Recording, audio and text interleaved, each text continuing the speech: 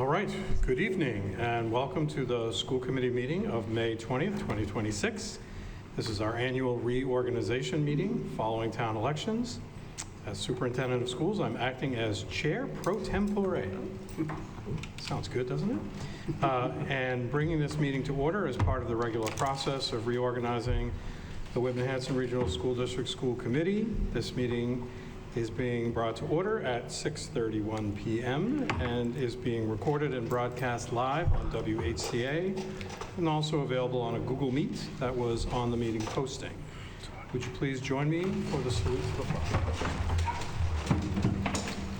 I pledge allegiance to the flag of the United States of America and to the republic for which it stands, one nation, under God, indivisible, with liberty and justice for all.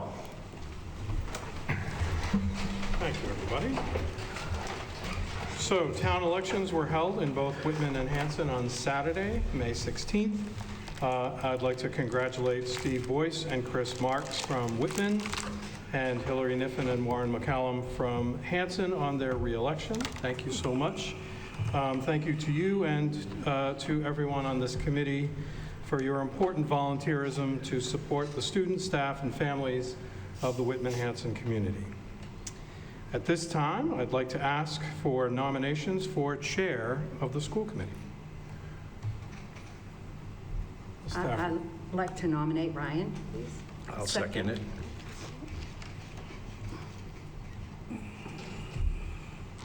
Any other nominations? All right, seeing none, and it was already seconded. So we'll move from there. Hearing none, I'm closing the nominations for chair. And we're going to need to have a roll call vote for Mr. Tressel, either yes or no. And I'll start with Ms. Blackman. Yes. Mr. McCallum? Yes. You Abstain. or abstain? Yeah, you have to Yeah, you can't abstain from everything. All right. Ms. Hill? Yes.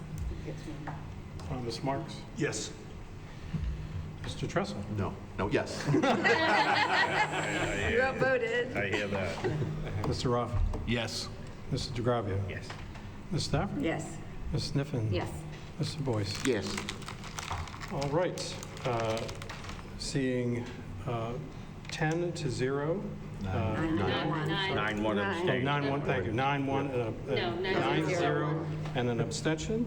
Mr. Tressel is elected chair of the Whitman-Hanson Regional School Committee, and I now turn the gavel over to you. Congratulations. Thank you.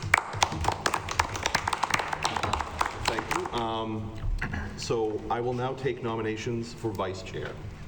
I nominate Mr. Rafi. Oh, all right. I was going to do the same. Yeah, Second. I was too. Second. Okay, so we have a first and a second for Mr. Rafi. Any other nominations? All right, seeing none, we'll take a roll call vote. We'll start with Mr. Boyce. Yes. Ms. Niffen? Yes. Ms. Stafford? Yes. Mr. DeGravio? Yes. Mr. Rafi? Sure. Mr. Tressel votes yes. Mr. Martin? Yes. Ms. Hill?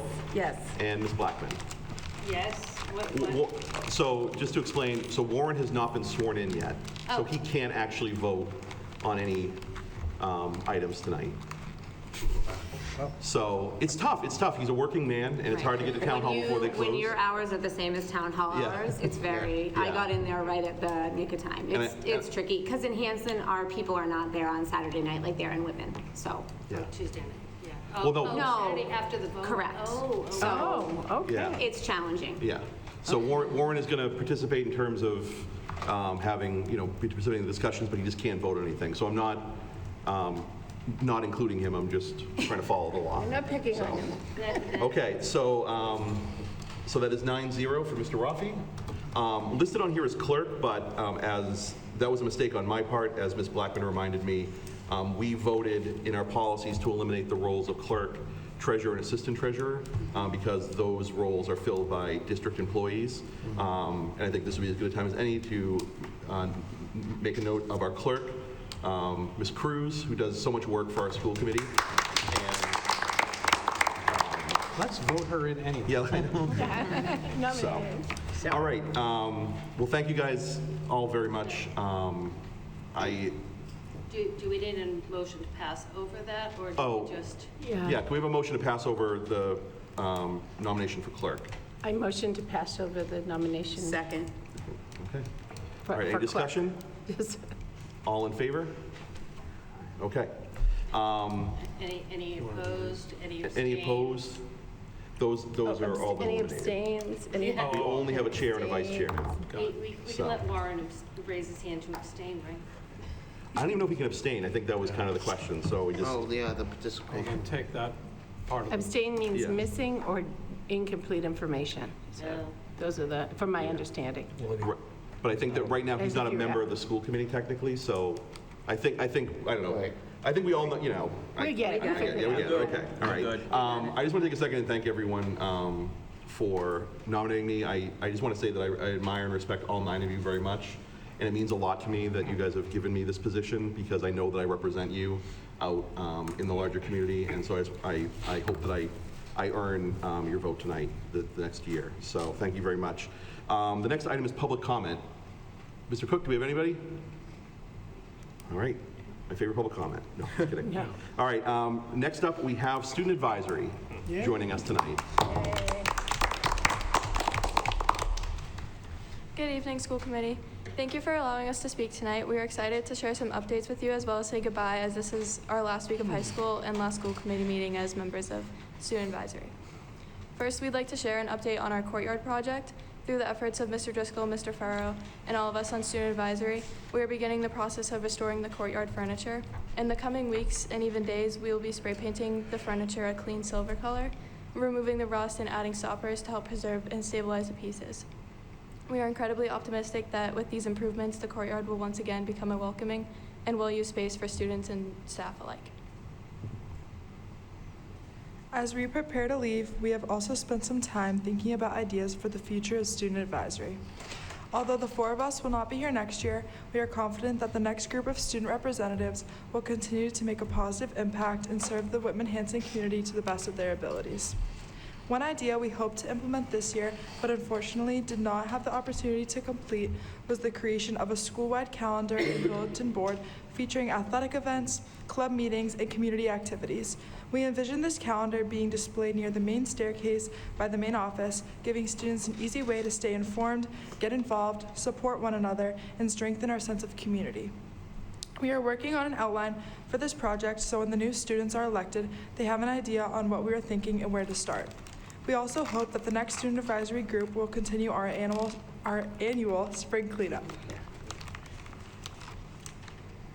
Regarding the food pantry, we have been so lucky that it was so successful in its first year. Its purpose was to help, and it did just that, helping many students and families.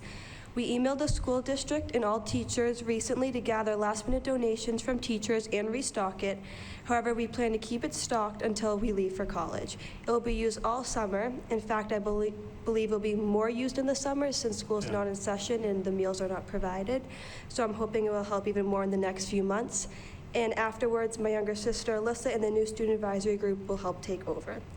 Tonight, we also wanted to take a moment to reflect on our experiences as members of the student advisory and sincerely thank you in each and every one of you. Throughout our time here, we have always felt heard, respected, and supported by this committee. Knowing that our voices mattered made this experience incredibly meaningful and rewarding. Although she's not with us tonight, we would especially like to thank Dawn Byers for her support as our advisor last year and a valued member of our community. We had such a productive and memorable year under your guidance. The trust, encouragement, and leadership you showed us truly shaped the way we lead, collaborate, and advocate. We would also like to thank our current advisor, Mr. Farrow, for helping guide us through our goals this year and always being there when we needed direction, advice, or support. Your dedication to us and the student body has meant so much. As for our plans after graduation, although Kayla isn't here, unfortunately she couldn't make it, she is very thankful for her time on student advisory. She was on it for 3 years, and she plans to pursue a career in nursing, and she's minoring in Spanish at UMass Amherst next year. As for me, next year I will be attending Northeastern University in Boston to study health science and psychology with the goal of eventually becoming an occupational therapist and working with children with intellectual and developmental disabilities. Being a part of Student Advisory has taught me the importance of community and shown me how even small changes can create meaningful impacts. Thank you all very much. Thank you. Thank you. Next year, I will be attending Sacred Heart University in their physician assistant program for 6 years and minoring in Spanish. Being on student advisory the past 2 years has taught me the importance of advocating for the student body, to be a voice to share their perspectives, and create positive impacts on our school community. Thank you all for your continued support and dedication. In August, I will be attending Boston College, specifically the Carroll School of Management, to study finance. I hope to continue challenging myself academically, but also volunteering with the campus school at BC, educating, helping students with special needs and disabilities. Student advisory taught me the importance of speaking on what you're passionate about and working together for the greater good. Thank you all very much. Thank you.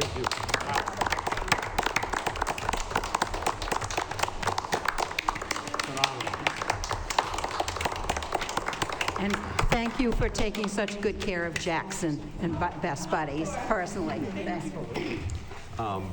Gianna, I just have a question for you. I know you mentioned that the food pantry will be obviously available all summer. Is there a way that folks can make donations over the summer? Is there a mechanism for that? Yeah, so the door is always unlocked, that if it is empty, anyone can go in and fill it if there's room. Okay. If not, I'm gonna try bring in the bucket that's usually in the school. Does the school stay unlocked throughout the summer? When they programs. Mostly. There is a bucket in the school that if someone wanted to drop something off up here, I'll still be going down and up restocking it. But I can also add a bin next to the pantry that people just want to plop it in the pantry. I can then restock it. Okay. So hopefully having 2 buckets that will just stay stocked throughout the year. Okay. Thank you very much. Of course. Thank you. Okay. Awesome. Thank you, ladies, very much. The rest of our school committee meetings after this are going to be real bummers without you guys here. So next up on our agenda is the superintendent update. With this update is Dr. Marcus. Well, I can't follow those guys, but how about some pictures? We try to do this every once in a while to show what life is like in the buildings. This time we're starting off at Conley. This is part of the walking tour, the 3rd grade walking tour.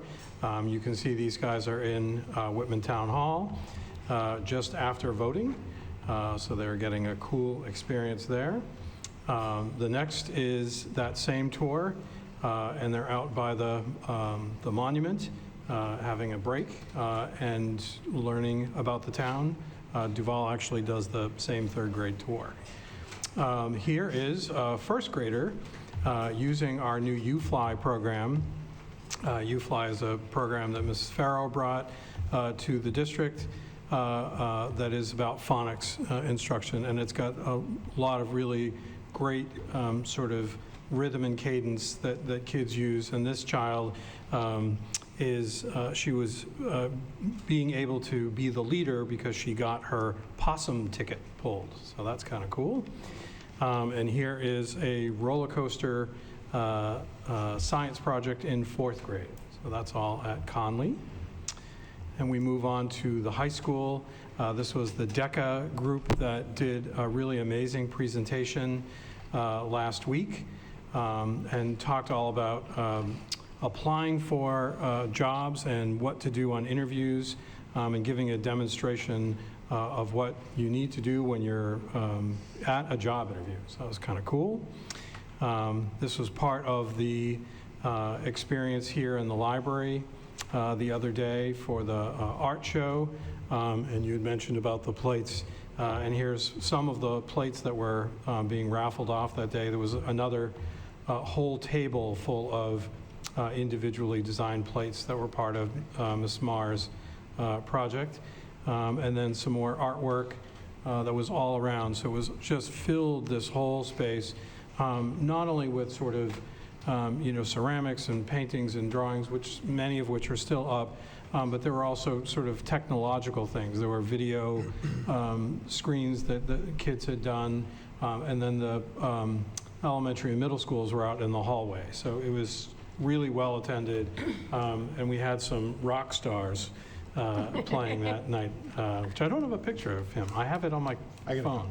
So next is over at Duval. The PTO does a basket raffle every year, and these two fine, upstanding dolphins are the principal and assistant principal of the day.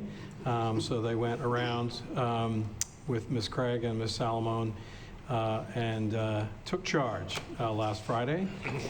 These are some kindergartners who are doing the Pledge of Allegiance every morning. This is yours truly. When I bopped over for, I don't forget what reason, and just surprised this group of kindergarten kids by just coming in and sitting and chatting, which was one of my favorite moments. And this is a group of students who completed their reading challenge and had a popsicle party the other day in the heat, 90 degrees. This is over at Indian Head. This is a project that has been driven by Bill Frazier, who's a Hanson Police Department member. And you'll see both this picture and the next, that he did a ton of work refurbishing the courtyard, getting more, fixing up this koi pond and getting more koi fish for that. That was a PTO project. And then also a PTO project is this beautiful item, multi-year project that they put together and have been fundraising for, and it's an outdoor classroom that was built by members at the South Shore of Oak Tech. So it's kind of a nice connection. Next is over at HMS. These are some of the pirates from that amazing show. And then the next is the whole cast. I'm bummed that I wasn't able to get there, but that it was a phenomenal production. And they also had a cornhole competition. That was a sort of community building experience for everybody. And this is a picture of that from a couple weeks ago. Next is a preschooler. You just have to smile and know that this is why we do what we do when you see somebody like that. Next is Whitman Middle, and this is their production of Seussical, the musical. And in the next picture, you can see somebody sneaking onto the stage from the stage left over there. I don't remember what his character was, but it was something funny. And this is their trip over to the aquarium. Very cool. So that is our photo gallery of the month. If you enjoyed. Some other things that have come up that I just wanted to share. First of all, as we sit in the heat, I wanted to make sure that folks know that I got an email, and I know Dr. Jones did as well, about why did somebody turn the AC off and/or why didn't you turn it on? It was turned on. It's a chilled air system, chilled air as opposed to air conditioning. And the chilled air system was turned on early Monday morning, only to find out that there's a water level gauge that was broken, and that the Freon was not fully charged and filled up, and so that they called right away, and unfortunately didn't get, the company wasn't able to get out until today. So it's fixed, and it will slowly cool the building down just in time for tomorrow when it's going to be 60. So it is what it is. But we are, let's see, we had talked about at a couple different meetings the concept of start times. And I talked about how I was going to put a committee together. I have that email ready to go. I actually had it ready to go and forgot to put it in my newsletter the other day, so I'm just going to send it separately. So there's going to be an email going out to staff, high school students, parents, hopefully a member of the school committee will join us, and we can look at school start times, which involves a lot of things like transportation and things like that. But I think it's an important topic that we've talked about here, and I wanted to make sure that that gets going, so at least we have people on board by the end of the year. Can I ask a question? Are you only asking for high school? Like, are you? That's what I had in my head, but if you have a suggestion for... I mean, someone who has 2 middle schoolers and an elementary, they start at 7:30. Yeah. So, and my my youngest, who will be a 5th grader next year, will start Yeah. at 7:30, whereas the Duval and Conley 5th graders will start at 8:40 and 9:15. Right. So I think, I don't know if you want to expand that. more I don't know kids, if yeah. it's biting off more than you can chew, but I think that it's more than if we're going to have that conversation, it's definitely more than just a high school conversation. Sure. Yeah, I think that's great. Ms. Hill? Thank you. I would agree with Ms. Niffen that this is a conversation that's more, well, first, we have to provide equity. But second, primarily, it's a conversation that revolves around student mental health and a time that's really serious. And so I would be concerned for middle schoolers Absolutely. and high schoolers. Yeah, no, that that's a are great attending. point. Thank you. Sure. So that's coming. Let's see. We have had some really good conversations about the whole notion of cell phones in schools. There has been, I think if you saw the AG's office put $500,000 out there in the Senate version of the budget, so that may or may not last when you get to the final version. But it sort of begs the question of, let's not get behind on this. I know that we have a policy, so we've done what we need to do, and that's great. But then the question is, do we sort of expand on that? Are we satisfied with that? So Ms. Farrow, Dr. Seema Schneeweiss, myself, and Dr. Jones had a good conversation the other day about, where are we going with this? Is this something that we would apply for anyway, or how, what would, if we do apply, does that sort of lock us into making a commitment to something that we're not sure we're actually in favor of? And so it led to, we can't make this decision in an isolated ivory tower. That's where I work, in an ivory tower.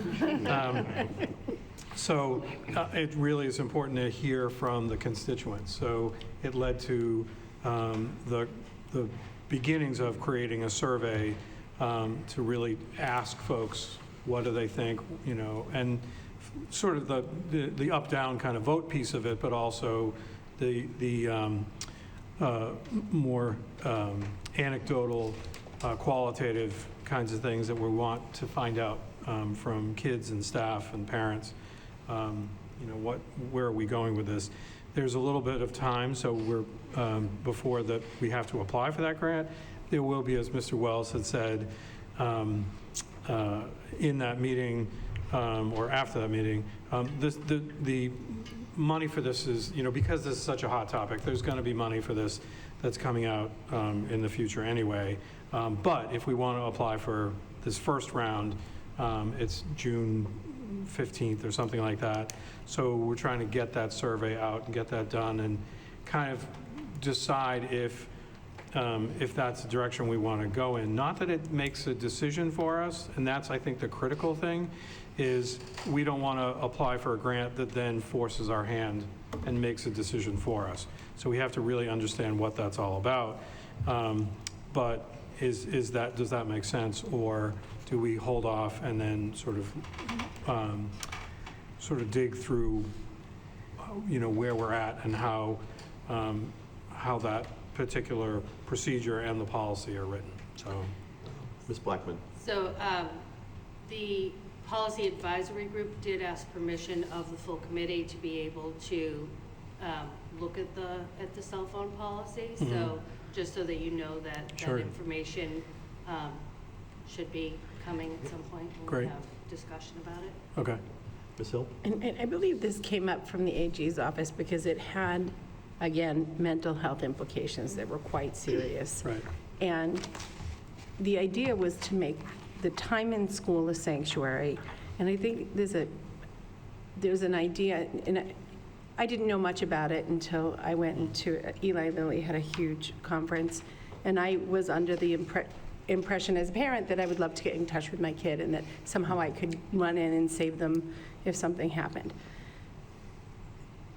I think having those surveys without having an informed public, actually calling your kid during a problem or some sort of, is actually more dangerous. it's not something you want to do. And it jams up the lines. I learned a lot. So I would have maybe filled out that survey with my gut and not the facts. So I'm wondering how, I do want to hear from people, but informed people. So wouldn't it be better to have a similar program come in and educate people on what are the effects? How is this affecting students? We have an increased drug and alcohol usage in students, and when we're talking to people, they're saying, when I'm saying, how do you stop that? This is how I was introduced to the cell phone ban. Everybody who's an expert in this has said, get rid of cell phones in school. Then the kids aren't, worried about someone taking a picture of them when they're doing these. This was a surprise to me. So unless parents are educated on how serious this is and why the AG has come up, I don't know how well a survey is going to do. After being educated and then maybe a survey?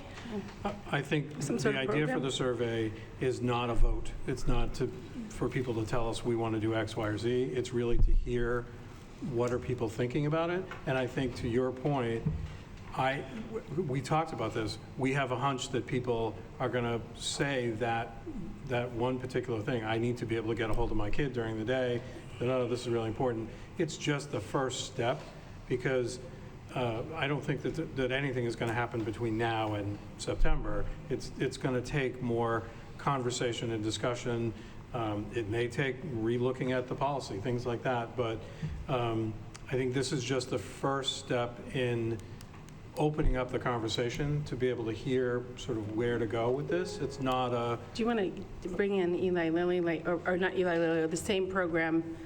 Literally, I learned about it and went to the program that night. Yeah. It was so informative, and I think that it changed how I saw it.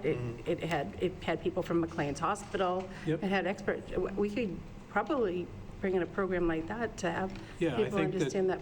I think that's where we're going to go. Okay, I mean, thank we're going to have experts come in, we're going to look at research, Thank all you. that. It's not a simple, Parents make a decision. yeah, tell us what you think, and it's, the survey idea and sort of hearing from kids and all that was more than anything about, I wonder what people are thinking about this as a way to sort of guide our decision on whether we're going to apply for this first round of money or we're going to hold off and wait for a further term. The other piece of it is also us understanding better what the parameters are of that grant money, because it says in the grant that it's bell-to-bell, kind of restrictions.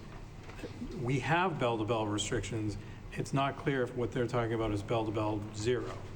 So that's what we have to try to figure out before we do anything. But we thought it would be important for us to hear from people about what they do know. Yeah, So, thank you.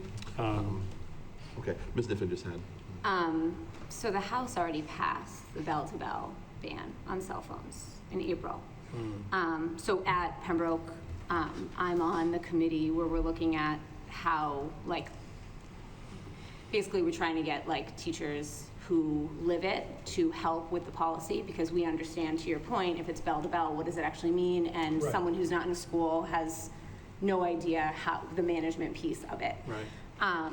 And so I think, unfortunately, we did surveys in the fall to students, parents, community members to get a gauge, and then this came down in April that is going to be a bell-to-bell. Now, it's only passed in the House, it still has to go to the Senate. We all know that there's pieces with that, but the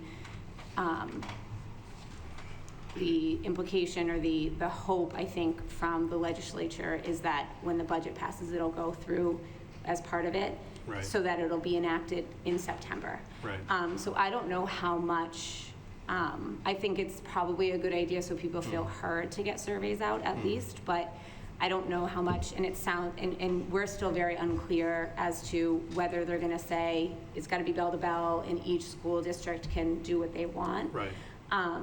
Because to your point, if there's grant money out there, schools like Brockton and Lawrence, and they have the Yonder packs, but, Right. to counteract that, students buy things to open them up Right. and break them, right? New Hampshire, this year is their first year with a cell phone ban in schools. So we've spent a lot of time looking at some of their policies and things like that. So that might be something that our policy subcommittee wants to do. But I don't know that we're going to have the kind of time to, I think it's going to be like, this is the expectation and you're going to have to go with it. Right. And there's so much stuff out there on the Attorney General's website. There's tons and tons of stuff as to, you know, why they're not good and those kinds of things. But just so everybody kind of understands, and not for us, but for parents out there, like, Right. this is beyond us. Right. It's coming top down, and we're not the ones that are going to be, we're not the bad guys in this. I will say, as a teacher, they are terrible in schools. They are the worst things. They, you know, my older two have them and are not allowed to bring them to school. And you know what? They'll send me an email and say, your book's canceled today, come pick me up, right? Like, there are ways, and to your point, you know, when there's an emergency, we don't need kids on phones because that just makes it worse. So, but I just wanted to bring that up, that it might, you know, our hand might be forced Exactly, in the yeah. policy, so. Thank you. Mr. Gravio? Just a question.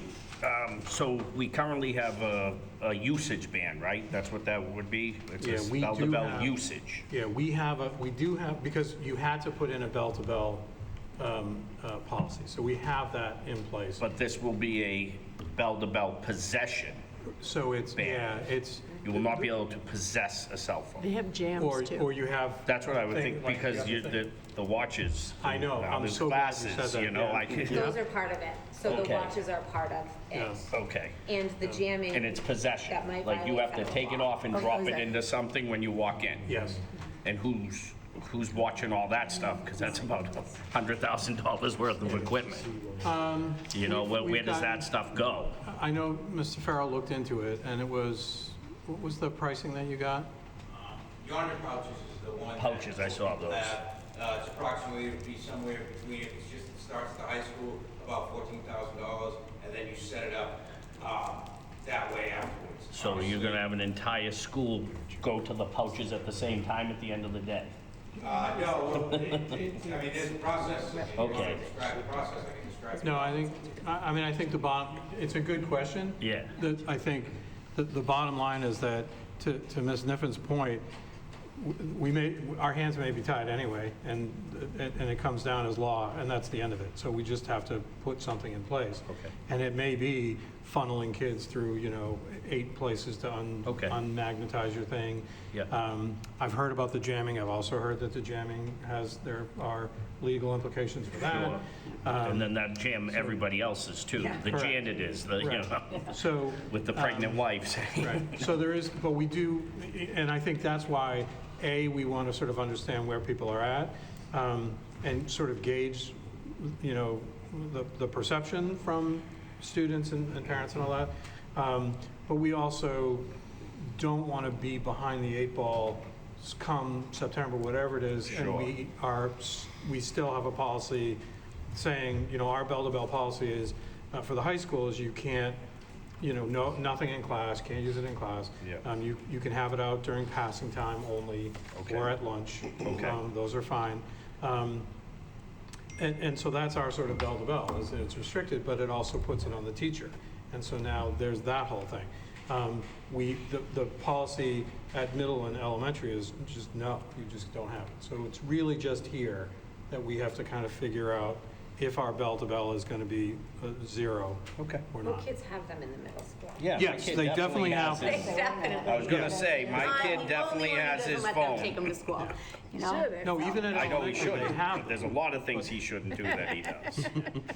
But the rule is that they're not supposed to be Right. out or in pockets or whatever. Right. Okay. Ms. Blackman? I just want to say, at Southeastern Vocational, there is the internet is locked for any device that is not a school Approved. issued Chromebook. But they just use their data. So, Yeah. I'm sorry, what? Yeah, Just that's use their true. data. You Not don't here, need they your don't. internet, you No, can. Not easily. So, I know like at 2:30, their internet comes on and the kids are all like scrambling to use it. I don't know if that's a possibility for us, at least as a temporary measure, while we're figuring things out, but Yeah. that is just something. just to speak to the Yonder pouches, in one of my previous districts, we did have them at a 1,200 student middle school. Okay. It was a little rough at first to get them used to it, but once that process got into place, it was seamless when they were Minutes, when they yeah. were coming to get the pouches, as well as when they were leaving at the end of the day, getting those things unlocked Okay. and getting their phones out. It actually was surprised. I was shocked at how quickly. Well, it's a very important they came thing around to and them. figured it all They're out. going to do it right. It was very smooth. It went very well.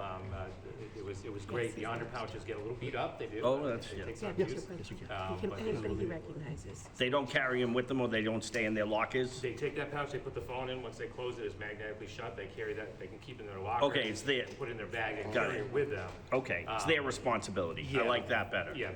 We don't keep the phones at all unless someone wanted them to keep the phones. We would Yeah, keep them for sure. them.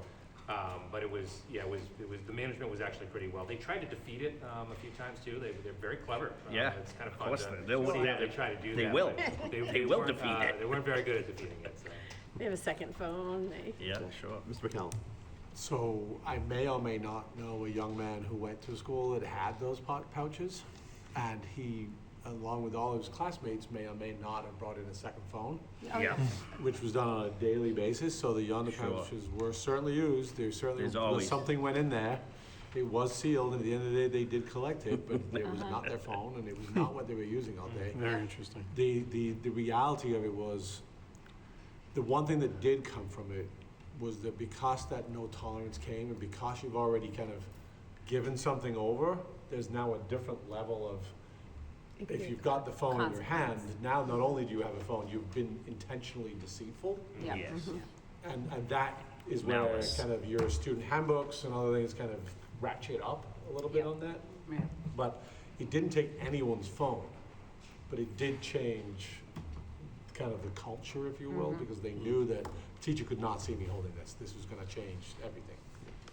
Ms. Hill? So, and to your point, in that meeting, they went over schools that had it for a while, and they came in and they said, you know, you start out with a really strong policy, and people get a sense of, you know, we have to obey it, and then you can lighten up. Like, you don't need the Yonder. They only needed the Yonder pouch for a year, and at that point, there was a standard Yeah. of. And I do think, sorry, Oh, I go ahead. do think that it sort of goes to what Ms. Niffen was saying too, which is part of this is also helping the staff not have to police this. And so when it becomes a blanket policy, Oh, yeah. you're, No. you know, Teachers have it as Mr. McCallum said, like, you have the thing in your hand, well, you know you're not supposed to, so, yeah. Anyway, I didn't mean for that to be a big discussion, other than that, I just wanted to let folks know that we're thinking about it and looking at the ramifications, and what we're gonna do. Two other really quick things. One leads to Mr. Wells, so I promise it's a segue.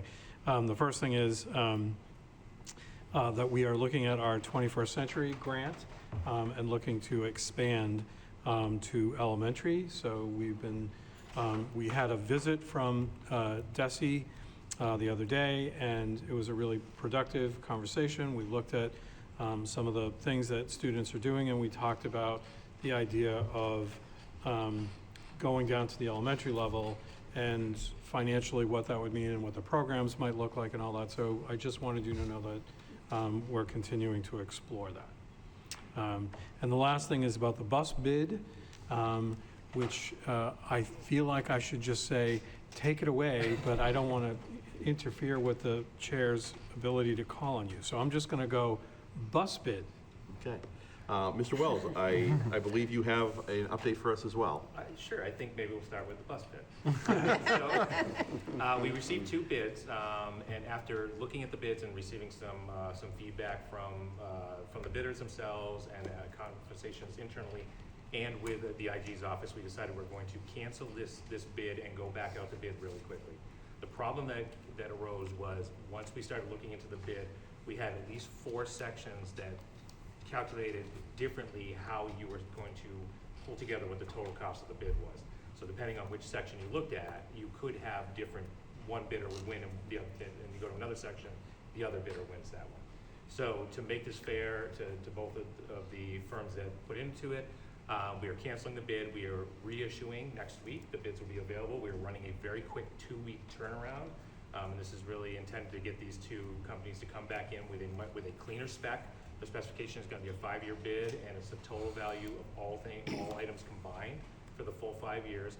Issue this out to them and get those bids turned around and back to us very quickly. And we had two very tight bids. It was great how close they really were. I think we had about a $9,000 difference between the two bids for the 5 years. So it was really very well put together. And we do anticipate when it comes back, it's going to be very well put together as well. So more to come on that. Unfortunately, we do have to kick it down the road just a couple of weeks here to meet the procurement laws and get this bid out the right way. Mr. Marks? I'm sorry, just a real quick question about the bus bid. We talked a little bit earlier about, start time and shifting and so on and so forth. What level of flexibility does the bid document that we put out there or their responses to the bid allow for flexibility in shifting around start schedules if that's something that the group decides to do? So we protect ourselves pretty well when we put out our bid documents. We do have flexibility to be able to do change the start times if that is something that comes along. There is always a cost associated with that. You have to have a conversation because if you're going to change the start time and you have to add 5 buses, they're not going to do that for free. You have to pay for the buses. So you have to kind of make sure you understand that if you're shifting those times around to make sure, ideally you don't want to increase the number of buses. Great to decrease them if you could, but I don't think that's realistic in this market. We do have that flexibility. We make sure that we stayed in there. We are the ones that approve all routes and how they're put together. It does say in the first line, the very first line of the bid is, that we currently have 18 buses on 3 tiers, and the district has the right to change those at any time. Yep. So it's. Mr. McCallum? But I assume with those tier systems, and I absolutely assume you do it, that one bus will do one of the elementaries and the middle and the high? Yeah. So all of those start times, all 3, as Nevin's point earlier, there is no changing one school time. No.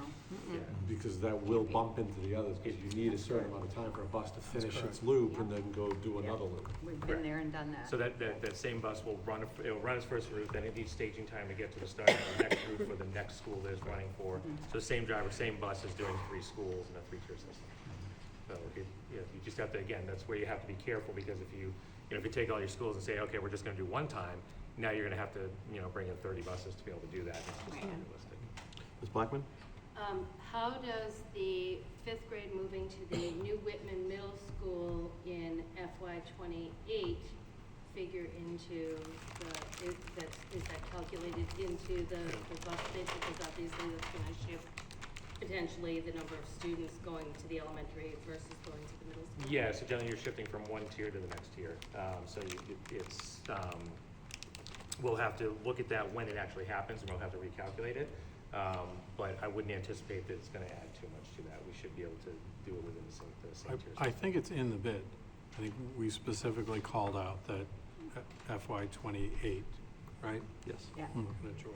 Right? Yes. Okay, so it's in the bid Okay. already. Thank you. Yeah. Okay, next.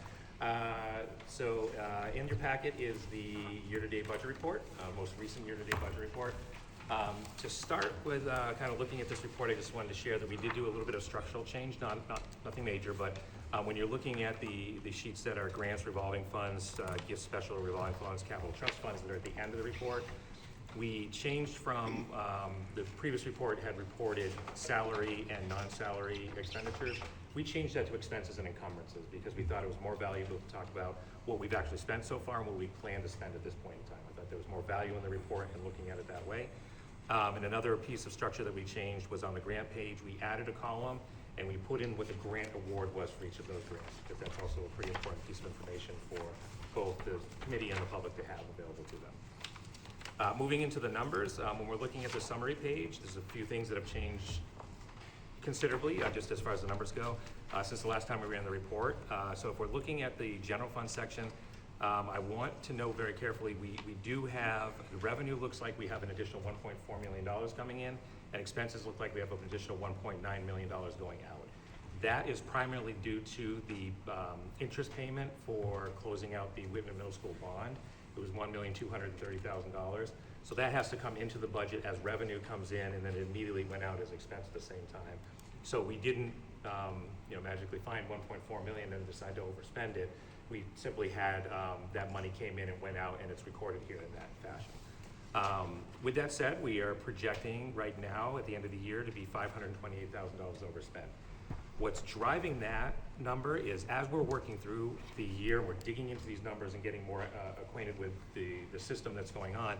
A lot of our encumbrances are not sufficient for the expenditures that are actually happening in these areas. Primarily, we're seeing it in transportation, where we put in a specialized transportation out of district in McKinney-Vento. Obviously, McKinney-Vento comes up, and that's not planned. We don't know it's going to happen, so that adds to the budget. We have a number of encumbrances that were put in, and they weren't sufficient to get us through the year. We had to increase some of those encumbrances. Energy use, electricity and gas also was under encumbered versus what we actually expended this year, so we had to add some money to both of those. And then, of course, the unemployment line was higher than anticipated as well. So all of those have kind of added up to that $528,000 overspend. We do still see people saying, oh, I need to increase this purchase order, and we're having conversations about it, and we're talking about how we're going to do this better next year, make sure that we're capturing this. We need to get these purchase orders in. October, we need to be having these conversations next year, and we will be having those conversations and doing our adjustments at that point in time. So that's the bad news about that 528, but on the other side of it, we've also identified some purchase orders that are in the system that we know are over encumbered. So we're anticipating right now that right around about 100,000 is going to be cleared out at the end of the year. We have to keep it encumbered for now, but we're pretty sure that at least 100,000 is coming out of there, which will free to the bottom line. We also have about $100,000 of additional revenue that's going to come in, mostly when we get the regional transportation reimbursement. We think it's going to be about $100,000 higher than what we have budgeted in there. So that's about $200,000 that's going to flow in and reduce that 528. So we have this sort of, as we're trying to learn how this system works and get into here and dig into all these numbers and get better at what we do, we're seeing these ups and these downs and these flows back and forth. So we're still trying really hard. Our intent is to still not touch E&D at the end of the year. However, there's always a possibility we might have to do it. But we're going to continue to scrub those numbers as we work through them. The second section on the summary page is other funds, and those are summaries of the grants, a summary, revolving funds, special funds, capital, trust, and agency. With this area, we've done grant drawdowns. We did grant drawdowns at the beginning of May. Then I ran the reports as of the middle of May, so expenditures have come in. That's why grants look like they're overspent. We will start at the end of next week, we'll start with another set of drawdowns to pull money in. And we'll do a little bit larger drawdown now because we're talking about also, we won't be able to do a July drawdown. We kind of have to have a brief hiatus time in there. So we'll draw a little bit more and try and balance that out. Another one I just want to point out is the capital funds. Looks like it's overspent by about $4.5 million. That's due to revenue. That's the revenue that comes in to pay for the Whitman Middle School project. So the expenses hit, but the revenue, due to timing, has not hit correctly into the system. So we need to get that hit in there correctly. It really is, it's overspent by just less than $200,000, which is ongoing capital projects that have a billable process where we incur the expense, then bill them out to the towns. So that will come down. We're not in a $4.5 million problem. It's just the way that it's hitting the system. Any questions before I move on to some good news? Fantastic. All right, so E&D certified. Very happy about that. That happened this week. We were anticipating we had DOR actually come in and meet with us. Delightful. We had a great time with them. We're going to have them come in next year as well to do the same thing. It was a lot better having them here and being able to work through everything. They anticipated E&D certifying at around $600,000 at that last week. When they finally certified, we're at $707,000.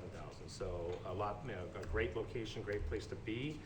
However, noting that we still need to actually support the budget as we move forward, that 707 isn't magic money that's sitting out there that we can do something with. It also is way below where we need E&D to be. E&D should be at least, we can get up to $3.2 million in our E&D, roughly. It should be at least right around the $1.5 million mark to be able to have money there to make sure that we're supporting the region properly. This is part of the reason which I'm going to move on to the next piece in just a minute, that we have to go for a RAN, is because we don't have the cash reserves we need to be able to support us when we're waiting for revenues to come in within that bridge period.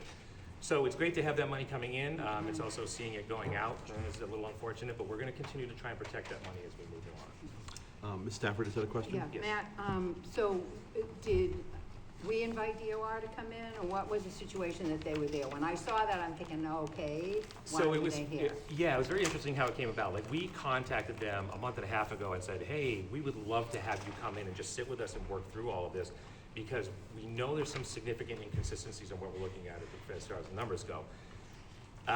They didn't bite, so then it became sort of, back and forth with emails. They'd send an email requesting stuff. We would put it all together over a day or two, send it off to them, then a day would go by, 2 days maybe, they'd respond back and say, oh, can you get us this? So, you got weeks that are going by and we're inching forward, not like jumping forward the way we want to. On top of it, we had a number of our numbers were not correct. We had stuff that had been, we kind of jumped in the middle of the process for the Indies for the certification. What had been uploaded, a lot of those numbers were incorrect and could not be tied back to actual numbers within the system. So we were finding ourselves constantly backtracking, pulling out, redoing numbers, moving them forward, looking in the system, making journal entries that need to be made, adjustments that need to be made that hadn't been made within the system. So we had this whole sort of churning of actually getting this done.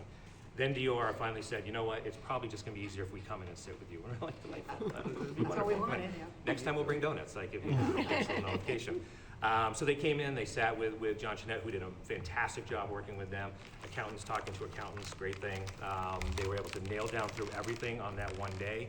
And then it was just a little bit of cleanup of, we had just some strange, like a $4.5 million number that was hanging out there. And it obviously, when I looked at it, I said, well, that's a building project expense because that's about the size of it. So we were able to quickly identify it and get that off to them, and then they turned us right around with the certification. So we are going to invite them next year. It just was so much easier to have them here. Ask the question, we'll pull it out of the system, we'll fix it right there, give them the report, have them ask the question. We could probably have this mostly done, probably 90% done in one day with having them visit next year. So Sounds like a plan. yeah, definitely. So. Thank you. Ms. Blackman? Does that impact our audit situation at all? So I can speak to the audit situations, the next one I can talk about. Great transition. So the FY24 audit is in, the financial is in its final status. The Clifton and Larson is gonna finalize that, I think tomorrow, and send it off to us. So we're gonna have the FY24 completed for the financial statements. We still have to do the single audit, but the request for the items for the single audit we already have, and we're supplying that data as we're moving forward. We also have asked them to start working on FY25 simultaneously. Like, we just need to start moving forward. We can't continue to piecemeal this out. Yeah. We're never gonna complete, it's gonna be 5 years, and I'm still gonna be working on a year behind on audits. So we have to start doing this simultaneously and kind of jumping around, and that there is there is that sort of situation where FY24 could affect FY25, but I'd rather take that chance and at least be 80% down the road before we have to make a correction and be at least moving forward. So they agreed to that. Clifton and Larson, they are very thorough, so speed is not on the docket. Yeah. But we're gonna continue to push and give them the information, and we're getting more, and again, we're getting more familiar with the system, but a lot of these we're talking about years that, me, myself, John Chinette, we weren't here, we weren't Right. working on these numbers, so it makes it a little more difficult when you don't have some institutional knowledge about the numbers you're pulling out. Yeah. But we'll keep working, we're gonna keep moving forward. Yeah, it's great to have the FY24 hitting its finalization stage. That one took a little bit to close out. All right. Thank you. Moving on. Next, I have just a quick update on the RAND process, the revenue anticipation note. So we want to entertain a vote to authorize the superintendent to enter into the Can I procurement just, process. so we talked about this in budget, but I don't know that we've talked about it in the full committee, so could you just explain Okay, so- the revenue anticipator note? Good point. Let me rewind a little bit. We are looking at, we're going to finish out the end of the year very tight as far as revenues compared to expenditures. The main driver on this is that the circuit breaker funds were spent down to a negative balance over the past, over FY24 and FY25. E&D has been drawn down to minimal numbers as well. I mean, 700,000, that seems like a big number. It's not. So we're going to hit the end of the FY26 fiscal year, and we're going to slide in very close with the amount of revenue that we have to be able to support the expenditures we have. We have that big last payroll, which is the deferred compensation payroll, and it's basically 5 payrolls for a lot of our union staff in that one payroll. When we hit July 1st, we're not going to have revenues to be able to support the expenditures that we have in a July of our year. So we have full year payrolls that happen. They're about $600,000 per payroll. There's 2 of them that occur in July. That's $1.2 million. We have Plymouth County retirement that has to be paid. We have insurance that has to be paid. We have a number, like, you know, we still have to pay the electric bill, still have to pay the gas bill. All of these things have to be paid. So when we look at that, we are about $6 million short in revenue because of when our revenue comes in. So our revenue arrives, the state assessments arrive the last day of the month of July, and the town assessments come in the first day of August. So we have to go through the entire month of July with no revenues to support those expenditures, and then they come in and we have $12 million, but timing is not right. So we need a bridge to get us to that point. And the bridge that's available to us is the revenue anticipation note, which is issued through the state.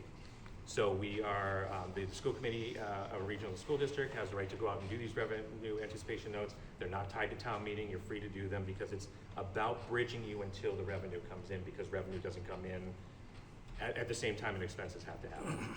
So we have to move forward with this revenue anticipation note. We are moving forward with a $6 million request is what we want to move forward with. The $6 million will bridge the gap and will give us just enough to make sure that we are safely getting through July before that $12 million comes in, and which is the assessments. Then we will pay it off. We're going to go 90 days on it just to give us enough time to make sure. After talking with Lynn Welch over at Unibank, we thought that 90 days was better to be able to just cushion us a little bit. We have the revenue, it's gonna come in, and it's gonna pay for expenditures that it was intended to pay for, but we're just not gonna come in at the timing that we needed to happen at. So that was a lot. Are there questions about that? Ms. Hill had a question or statement. Did you want to go before me? or- Mine's simple. What's the cost of the anticipation note? So we don't know that yet. When we go out to the procurement, we'll get it in, but notes have been running between 3% and 6%. So on 6 million over 90 days, that's going to be somewhere between 60 and 90,000 probably.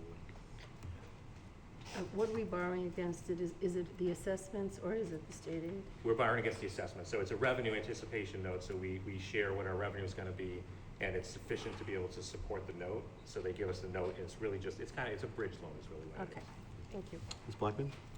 What do normal school districts do? They have stabilization. Not spend. They have stabilization. So normal regional school districts, so we're not gonna talk about municipalities because they live off the town and it's the town's problem to actually figure that out. So regular regional school districts, generally speaking, they have healthy E&D accounts that are at least at 50% of what their E&D allotment is. Most of them are pushing right up against the 5% limit. So for us, that would be about $3.2 million that we would have in our E&D, which would help us to bridge in those situations. Additionally, we spent all of our circuit breaker funds in FY24 and FY25 to the point where we overspent and $565,000 that carried into this year, a negative balance carried forward. So normally we have about $2 to $2.5 million that sit in that circuit breaker account as well. Now, that cash is used to help bridge, and then when the revenues come in, you put the cash back. But normally, most regional school districts are in a much better financial status because they have these reserve funds that are sitting there to help them get through these bridge times. We don't have that. We are literally, we've spent every reserve that's available to us there. We have a small number of reserves that are sitting out there. We are spending circuit breaker as receipts come in, so we actually have to support a lot of our circuit breaker expenditures in the first half of the year with our appropriation budget, and then do journal entries to move it over. We can't put invoices directly to it because it comes in at the end of the quarter, not at the beginning of the quarter for that as well. So we're in a situation where we are just kind of cash poor at certain times of the year. Okay, Ms. Blackman? So what about students who are out of district placement for the summer program? Will that amount of money that you're talking about allow us to pay those tuition costs as well? Yeah, so the summer programs, again, we're just talking about July and not worrying about, we don't have to worry about August, we have to worry about all the expenditures coming in July. Those expenses will be invoiced to us in August. So a lot of our invoices that come in July, we're gonna defer a lot of them into August when the revenues come in and we're able to pay them. So what we've done is we've kind of gone through and said, what can we not defer? Because there's a lot of stuff that's due July 1st, by the second week of July. The payrolls, those items are going to hit in July, and we've identified those items, and the 6 million covers those items that are critical at that point in time. Everything else can be deferred because the invoicing usually doesn't come in until the first and second week of August anyways for July. Okay, Ms. Hill? And I want to make a point, if anybody's historically been watching the school committee, there's been pressure from the town to use our circuit breaker. That means interfering with the proper process of financing, and the careful process to use it immediately and to use it in the year you receive it completely. Over the years, even when I was in finance committee, we saw them describing it as they have money they're hiding. And I think, demonstrating that we're having to borrow money, we're having to have increases in understanding of what circuit breaker really is. It is meant to handle unexpected, it has other purposes, but primarily handle unexpected special ed costs, which do come in, and it's a real gamble. And if anybody wants to go back and look at, a lot of selectmen have come in and demanded it over the years. This is what interference from the town towards very complex budgeting does. It's the risk that brought us a good part of where we're at. And I want to make a note to that we're now borrowing and having interest. Right. Yes, Stafford. One of the other issues is our E&D. And if you noticed at the town meeting in Whitman, they didn't want to use the town didn't want to use their stabilization fund for the busing. But a comment was made by one of the selectmen when they asked about, well, what's your E&D? And at that time it wasn't certified, so it was 0. And one of the selectmen made a comment, well, what's it gonna be when you have it? And it's like, well, why is it okay for you not to use your stabilization and you want us to use ours when we're not supposed to? And over the years, we have constantly supplemented our budget with our E&D that we really shouldn't. And No, we not didn't at do all. that. Do that either. Okay, Mr. McCallum? No, I would just reiterate what has just been said. My day job, I deal with circuit breaker a lot. It is very bad practice to dig into your circuit breaker early. Towns, whether it be municipalities or regionals, want to be predictable, want to be able to manage their budgets, put a budget up that is then able to be stuck to. Circuit breaker is one of the methodologies from the state that allows you the time and the flexibility when surprises come up to manage those surprises and still be able to be respectful and responsible to the town and give you time to manage those surprises versus an emergency budget transfers or emergency town meetings or things like that. It is highly irresponsible to let those funds get out of control. And I would seriously question how kind of we ended up in this place with no money in circuit breaker. Dr. Marcus. So 2 things. First of all, I want to make a comment that having been a superintendent in a municipality, it isn't the pressure from the town side, as it were, to use 100% of circuit breaker is there everywhere. Okay. It's not just regional. Everybody does the exact same thing. You're getting $2.5 million, you should be using it. So the understanding of what it is a continual education process for us as superintendents, for you as school committee, to keep saying it's not money that comes in that you just spent. So that's an important thing, is we're not alone. Every municipality that I've worked in has the same exact notion. The second thing I want to say is that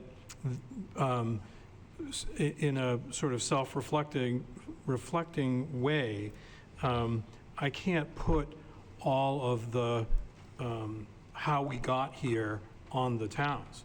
We didn't get here because the towns put pressure on us to overspend circuit breaker. We overspent circuit breaker. And I know there's that piece that I'm sort of putting in as a caveat, but what Mr. Wells and I are finding out as we're doing, all the forensics that we're doing, is that over the last few years, we have overspent circuit breaker and other things to get us to the place where we, when we talk about having to have this bridge loan and not having the money sitting in reserves, some of the things that we've talked about, like not putting the right amount in certain lines, especially insurance, has caused this problem. And we've talked about, putting out there something for the folks that, what happened. Everybody wants to know what happened. And I do think that it's important for us to be able to say, well, here's what we know so far. We don't have the full picture, but we know some of the pieces of what happened and how we got to, being minus 565,000 in circuit breaker is sure, there's a part of it that the towns were not funding us properly, not, pushing back and all of that stuff. But there's also a big part of, unfortunately, not doing what needed to be done and getting us to not a great place. Ms. Diffin. I just have a question, because so looking ahead to FY '27, are we going to be able to right the ship, so to speak, on the circuit breaker? Like, will this bridge loan allow us to do that looking ahead? Or not FY, like, you know what I mean? Like, Yeah. are we next year going to be having the same conversation where circuit breaker is still a mess? I mean, how long is it going to take to get out of that circuit breaker mess? I would say roughly figuring 3 to 7 years to get out of this hole. Okay. So, and 3 is not gonna happen. Yep. So we're probably looking closer to 5 to 7. So the problem is that to create reserves, you have to take on greater expenses within the budget. That's the only way to do it. You're relying less on those monies that are out there that you don't need. So you have to fund your budget. So your budget has to be higher, that allows those funds to build up in those reserve funds. We also need to have reserve funds, like you have to sort of have a reserve fund plan within your budget to say, okay, I need to manage this so that some of this money does flow to my E&D, building that E&D up. So you're gonna build up your circuit breaker over time, and this is gonna take a little while because you gotta get to the point, right now you're using receipts as they come in. Yep. You gotta get to the point where your receipts are coming in and the following fiscal year you're using them. So you've got a full year you have to plan on here in some way, shape, or form. Then when you get into E&D, it's even bigger because it's hard to flow money into E&D. And you're not gonna say, I'm gonna build $1 million into my budget and then just flow it to E&D. It's just not gonna work. That's way too much money. So these are increments that you're trying to move so you're not overburdening the taxpayer, but at the same time, it is gonna be a little bit of burden on the taxpayer to get to the point where you're there. This is gonna be a critical thing to make sure that we're focusing on as we move forward. Okay, thank you. Ms. Hill? Yeah, just quickly, we're a regional school. Our budget is primarily aid, a good chunk of it is aid, which creates a lot of instability, right? So we need stabilization more so than, say, something that's consistent like a levy. I know that there's rules to finance in terms of you have to spend the money that you can control, that is out there and you can allocate. How is it that the towns at all have any say in aid that we have? Because we're going to need to increase our stabilization accounts and, how, I am confused on why there is conversations about aid that is not allocated to the town. It's allocated to the region to do just what we're trying to do, make sure our circuit breaker's healthy. And I'd like to maybe talk to legal about that.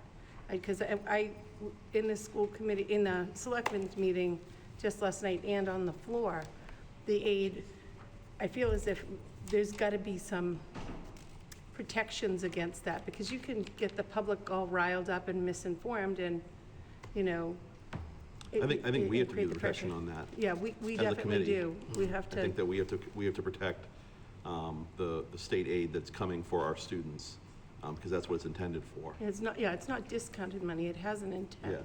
Yeah. Yeah. Right. Warren? Stretching. What? Stretching. Oh, okay. Mr. Rafi. Thank you. Maybe I'm too far outside the box here. Did anyone ask the towns about sending the assessments before August 1st to save money on the ban or the RAN? So, so the regional agreement states that payments come in from the towns on the 1st of August, the 1st of November, the 1st of February, and the 1st of April. It doesn't always arrive on the 1st. So Hanson actually has been very much hitting on the 1st with it coming in. Whitman usually comes in a few days later. In April, we did not receive the April one until the 28th. So so with the towns, Whitman's statement is, well, we need to get to our tax point, make sure our taxes come in, and then we can give you the payment. However, that's not what the regional agreement says. The regional agreement says that we will receive those payments on the 1st. So there's got to be, changing the regional agreement, ideally, the way I want it, oh yeah, give me all that money right on July 1st. I want all of it. But I'm not going to get all of it on July 1st. What I would love to see is, having monthly coming in and getting it on the 1st of the month. So I'm getting my revenue in, and then I can actually fund that month with the revenue that came in. I don't think we're ever going to get there either, because you have tax implications for the town on when their monies flow in and be able to give you the money. So it's sort of this like partnership you have to kind of work through to figure out what works best for both the district and for the towns. I know they would like to move it to the 15th. I don't think that's a good idea personally. I think the 1st is, later than I would like to see revenues coming in when we're trying to manage. I mean, we're going to have to, as we're trying to build up our revenues, this is probably going to be a multi-year thing when we're talking about having bridge loans in July to make sure that we can get there, because we don't have the revenues to support it. If you have $4 to $6 million that are coming in every July, we don't have it. It's just not going to be there. So it's a great conversation, and I think it's something that should be talked about at the region, because it has to be in the regional agreement is where you change it, and it's certainly something that probably has to be talked about as we move forward in the regional agreement committee. Ms. Blackman. Do we charge a late fee for the, no, seriously, I mean. We've had this conversation. So the state allows for municipalities to charge fees for late fees and interest for money that is not provided when it's supposed to be provided. So that interest rate set by the set in the law is 14%. So 14% per annum. So we could, this is something we should actually talk about, is, make a statement that the revenues are due to us on the 1st. If you need to buy time, there's going to be a daily interest rate that's associated with that. And when that money comes in, the interest has to come in with it as well, because we need our money to be here. We have expenditures. We have to pay our bills as well. So we have to start putting some things in place to protect the district, to make sure that the money either comes to us on time, or there's some benefit to us for it not coming in on time. Mr. Marks? So, kind of bringing it back here to the RAN authorization here. You said, I think Glenn asked earlier, you said it was somewhere around 3%. Yeah, so. We don't know what it is right now, because we borrowings have been haven't. running between 3% and 6%. I don't know what's going to come in here. I haven't done a RAN in a long time. So I guess we'll start, on the hopeful side and say it's 3%. Okay. That's $180,000 on a $6 million loan. These are FY '27 expenditures and expenses, and thus our FY '27 budget does not include $180,000 worth of interest on a RAN, correct? So we're Be that much. in May. It's an annual percentage, so it's not that, it's not a flat 3%. It would be about, at 3%, you'd be looking at about 15,000 per month. Okay. Yeah, so it's still money. So over the course of 90 days, 3 months, you're talking somewhere around 45. Yes. But again. But we don't have that built into the budget, that's 100% correct. We're, here we are, May 20th, starting off the 2027 budget in a hole. And digging. And, trying to find our way out of it. I think, your point about rebuilding, reserves and circuit breaker and all that is going to start with something I think has not necessarily been a strength of this district recently, which is good budgeting, best practices, and early interventionism and looking at this thing Yes. every single day Yeah. and fighting this animal every single day, which I now trust that we will, which is great. But yeah, I mean, just starting off already in a hole, I don't like the look of that, but it is what it is. Yeah. So going back to the initial point of, okay, well, some other districts who do these things have these other reserves. I mean, 6 million for a month, that's a lot of reserve to have to expect ever, and especially when we've spent down so far as we have. Well, when you think about it, This is like, tough. your circuit breaker usually has right about $2.5 million in it. If you have your E&D set at $1.5 to $2 million, there you go, you're almost at 4 right there.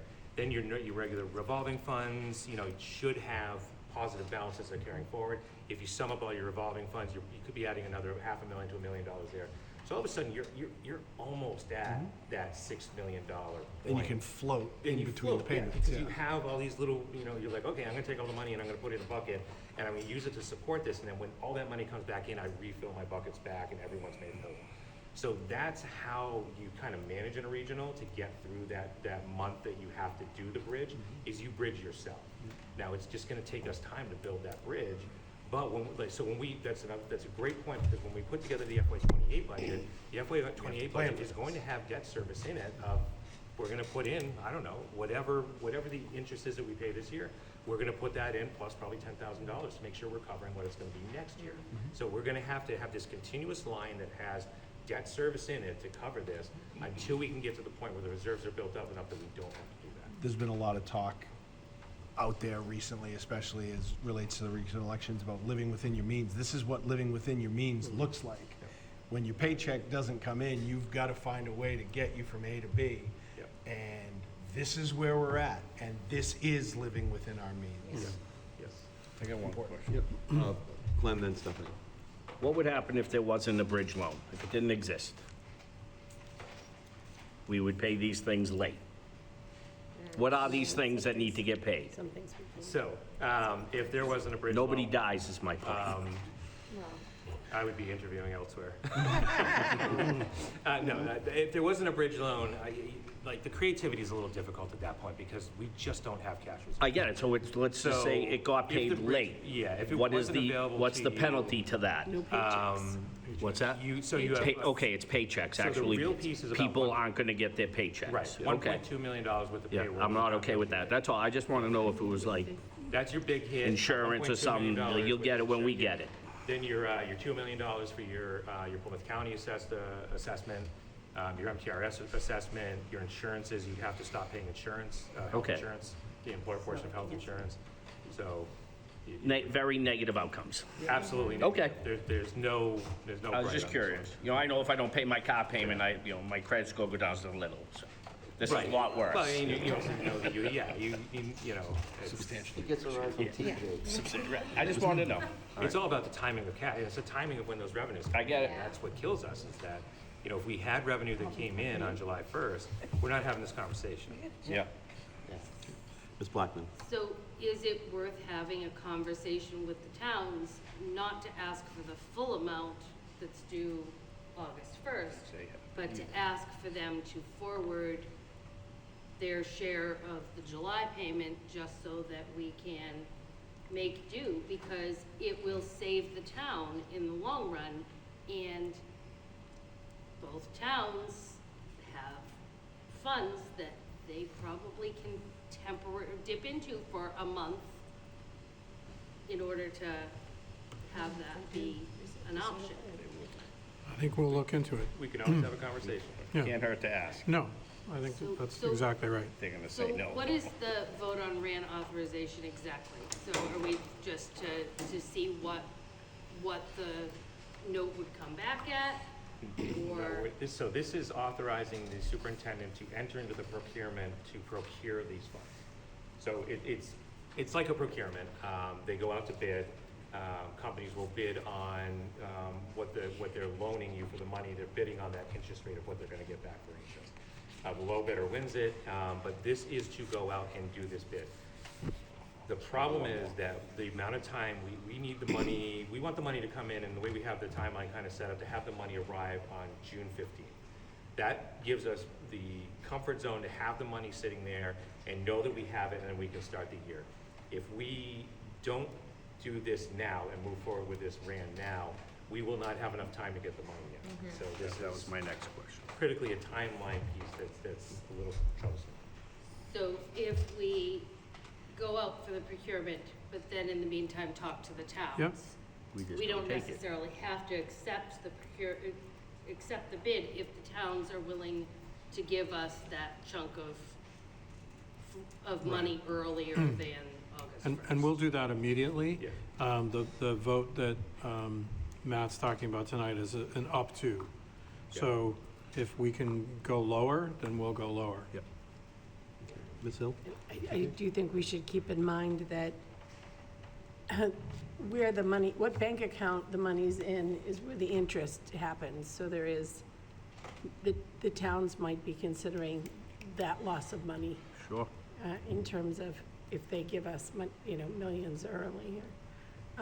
Just a I thought see, process, yeah. that there's actually an extra cost. I mean, Got it. so Yep. likelihood is, as Glenn said, Well, we'll try. we always try, Yeah. but. And just to, to be a little fair to the towns, they have a lot of the same sort of expense, because we're acting as a municipality. They have a lot of the same type of expenditure requirements and timelines as we do. So they also have to pay their Plymouth County by the 1st. Yep. They also have to pay their health insurance by the 1st. They also have to make payrolls through the month of July. So, they're also dealing with the same type of problems that we have, and they're also dealing with it being a new fiscal year. Their reserves are better than ours right now, but I wouldn't say grossly better than ours. TJ? Dr. Marcus, what number do you want? What's the up to number? Up to 6 million. I move we authorize the superintendent to engage or start the procurement process for a revenue anticipation note up to $6 million. Second. Okay. Any further discussion? Questions? Okay. All in favor? Thank you. Yep, so that was 9-0. Okay. Thank you, Matt. I think that's all I got. Okay. That was That was More than enough. yeah. Just that, huh? So much for being out at 7. Punch in the gut. Yep. Okay, the next action item is a vote on school choice. Dr. Marcus has provided us with his recommendation for school choice for next year. Thank you. So I sent you a memo. I'm recommending that we continue with school choice with the following stipulations. Number one, students who have previously been accepted through school choice are permitted to remain enrolled in the district through high school. That's actually the law. Two, that current Whitman-Hanson residents who move out of district may apply for school choice consideration. We've done that in the past as well. So I think we should continue. Number three is preference in the process is given to siblings of students already enrolled. That's also past practice. Four is the clarification on the numbers, and what I'm recommending at elementary is that a maximum of 3 kindergarten at each school, 2 maximum grades 1 to 5, and those are both with the caveat that class size remains below 22. At the middle school, is 4 students in grades 6 through 8 at each building, again with a class size remaining below 26. And then here at the high school, up to 20 students may be admitted. It's hard to say class size at X because they could be in classes of 6 or classes of 28. But that's my recommendation.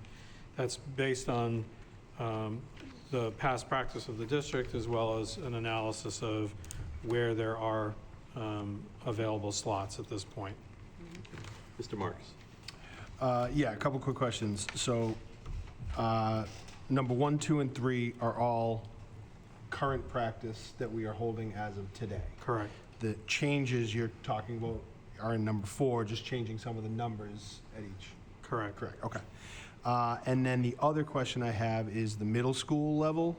up to 4 students per grade, 6 to 8. Doesn't Hanson Middle School have grade 5 there? Yes. Right, but Thank it says you. grade 5. It says grade. So that's, he's specifying the grades. Right, okay, so grades 1 through 5, so the grade 5 would still impact at Hanson Middle, and then 6 and 8, the number would go up Correct. at both middle schools? Correct. Okay, just want to make sure I Yep. understood. Thank you. Thank you. All right, Ms. Diffin?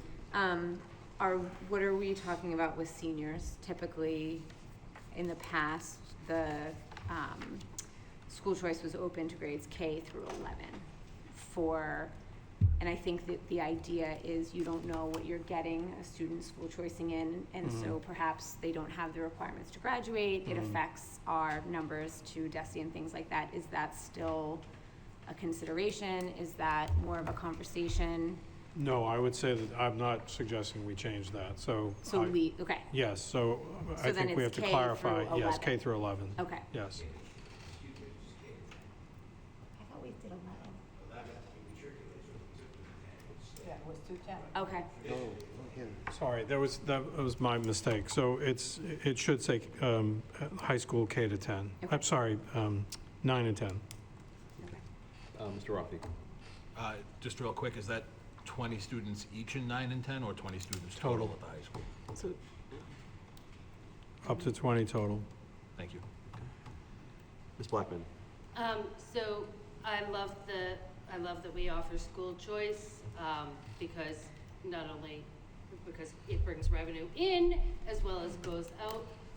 However, last week I read an article that another local town had advised against school choice because the money, now granted they're a much higher per pupil expenditure town, but they said that the money coming in wasn't, from the state, isn't matching what they're spending on their students.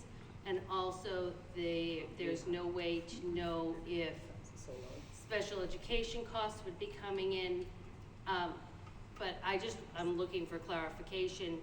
I thought that a sending district, if their students have IEPs or end up needing IEPs, that those services are paid by the sending district, or are they paid by Whitman-Hanson? Not quite as black and white. It's if costs go over a certain percentage above the per pupil expenditure, that's when the sending district would put the money in. But a student who's on an IEP is not funded differently than a student who isn't. So it depends on the level of need or services that would actually change the sending number. So the vast majority of kids are the same number. It's $5,000 coming or going, and $50 for whatever. There's one other, so $5,050. Mr. McCollum? So outside of the IEP situation, you just answered, a lot of the things that were put in number 4 specifically are the ones that kind of help with that cost. Because what you're trying to avoid with the school choice is creating a situation where you now need to add a teacher. Right. If you've only got 20 kids in a room and you can go to 22, adding 2 kids doesn't change any of our expenses. You know, we're getting 2 more in. By adding these things to kind of cap at 22, cap at 26, things like that, that's when you're avoiding the additional teacher, that's when you're avoiding the additional expense. So all of that money is additional funds with no additional expense. Well, I mean, it's gonna be some minor expense and some basic supplies, but that'll more than cover it. Ms. Hill? And through the chair to Ms. Blackman, what district or town was that? Were they in hold harmless, or? Because I think to what Warren is I read it saying. too, and I don't remember which one. Yeah, I want to say it might have been Cohasset. I don't think It was it was. Cohasset, yeah. I don't believe they're in hold harmless, so. No, their we per don't- pupil expenditure, I think, was something like $22,000 per. Yeah, no, hold harmless is different than that. So we're in hold harmless, so adding students and Helps. it helps. It actually is very helpful for us. It's just a different situation. Ms. Diffin? I was under the impression, because this came up a few years ago, because historically I am very much anti-school choice, but I think the parameters we have here prevent it from being, Yeah.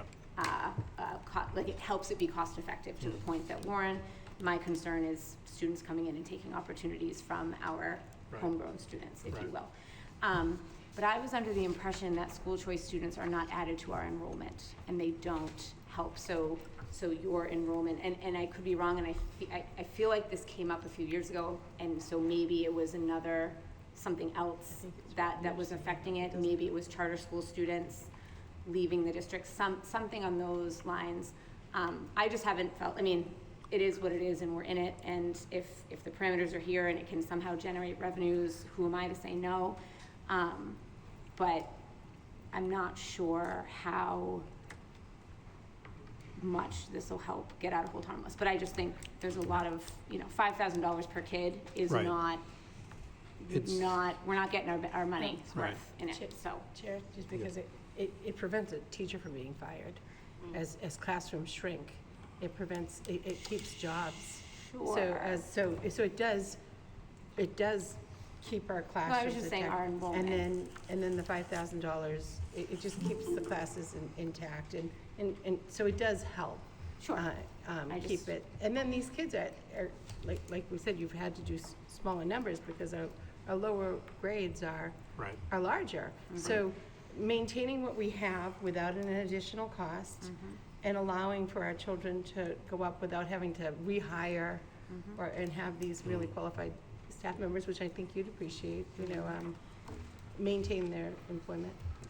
Mr. Gravio. Historically, has school choice been a net gain or a net loss for us?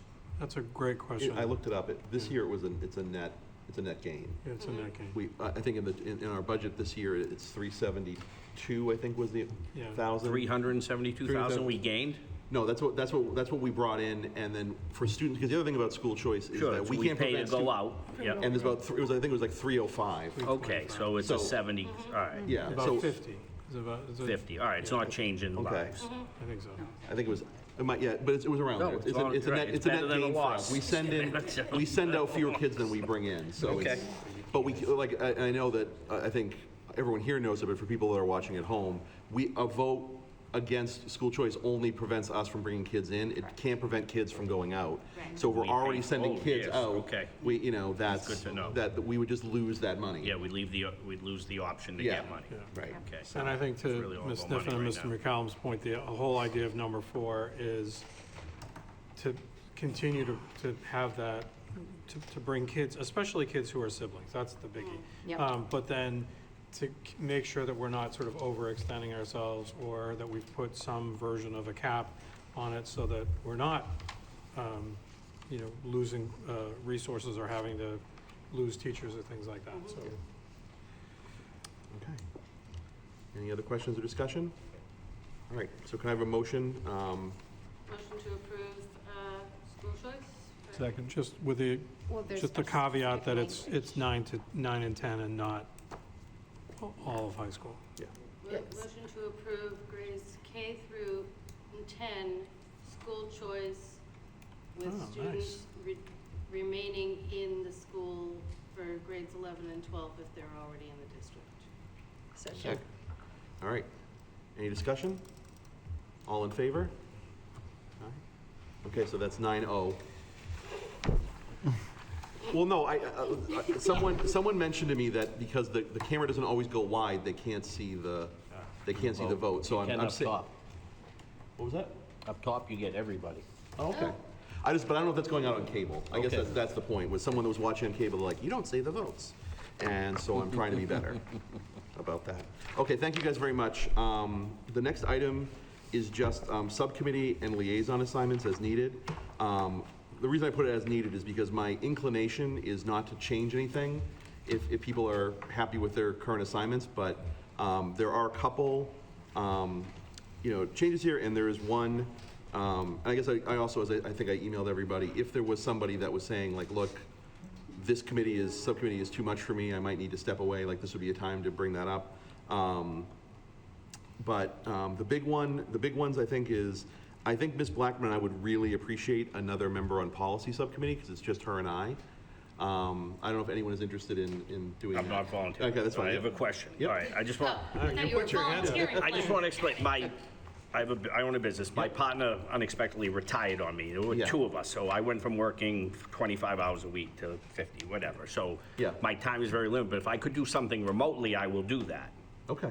You know, but I can't promise I can, like, during the day, I cannot be here. Yeah, you that's know. fine, yep. And so- I get home around 7:30, Yeah. except I leave early, I close my shop early on Wednesdays to be here. So this is what I'll say that what I've tried to do is schedule the subcommittees on Wednesdays before we have the meeting, so it's Okay. only one day that people would have to make things. The other thing we've done is we've added, as you've heard people chiming in, we've added this, thanks to Mr. Cook, we have basically a live meeting link that is open all the time.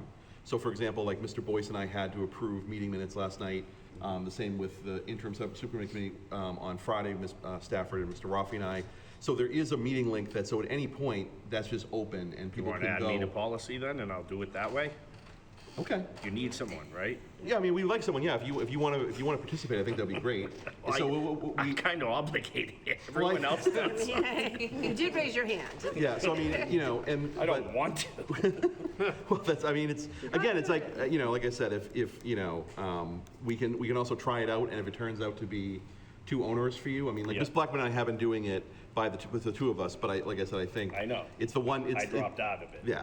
And I totally understand. I Yeah, I mean, did. you and I Still have talked about bothers this me. because we both have our own businesses and stuff, so it's difficult. So if you want to try and join us in our policy subcommittee meetings remotely, and if it ends up being too onerous or too difficult, then you can't, then And sometimes I might be able to make it, there's sometimes I might be able to make it, so put me in. Okay. All right, so we will add Glenn to policy subcommittee. Thank you, Mr. Gravio. Could I make a suggestion, Mr. Chair? Yes. I think if we're going to establish a new subcommittee, it might behoove us to do that first. Oh. And then Okay. people might have different opinions Okay, on fair. their Yep. existing obligations if they're also asked to increase their obligations. Okay, yes. All right, so that's a good point. So the subcommittee that I'm recommending that we establish tonight is a superintendent search subcommittee. We need to start working on that process now. I think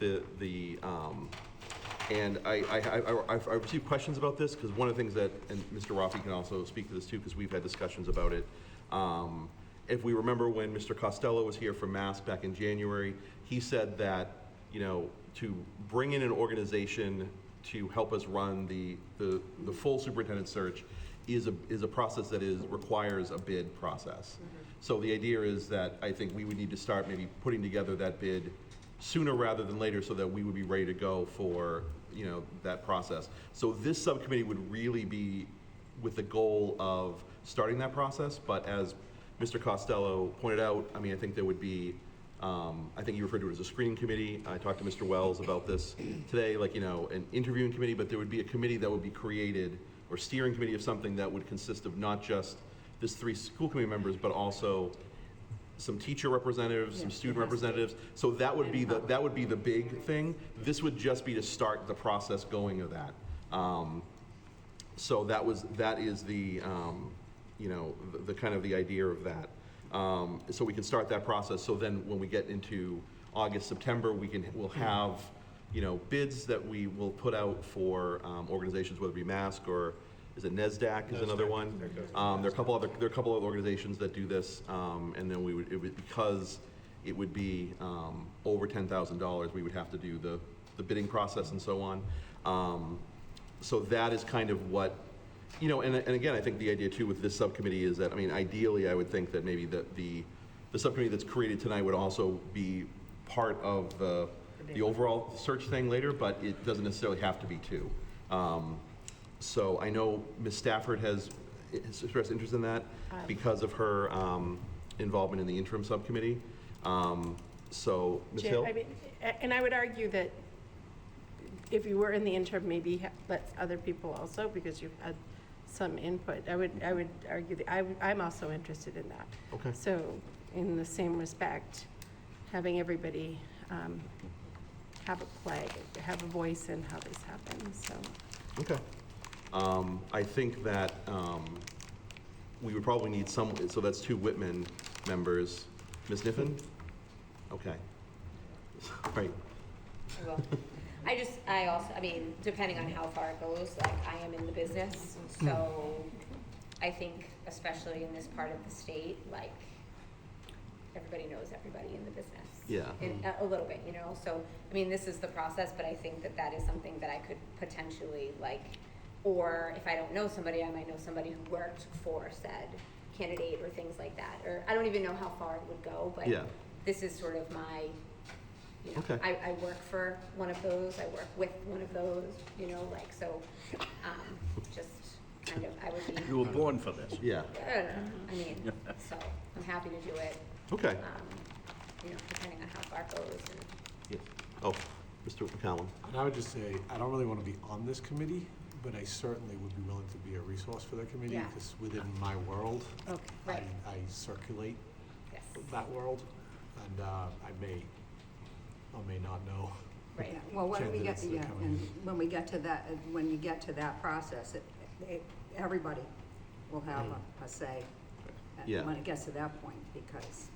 Right, because like, and this is Yeah. again, just to broadly speaking, this is not the committee that's going to do the picking. This is really to get the process started, and, you know, especially to Mr. Ruffy's point, making sure that we get a bid together so we're ready to go for the fall, because. It has to be ready by August, like, Yeah. you gotta get it out in August. Yeah.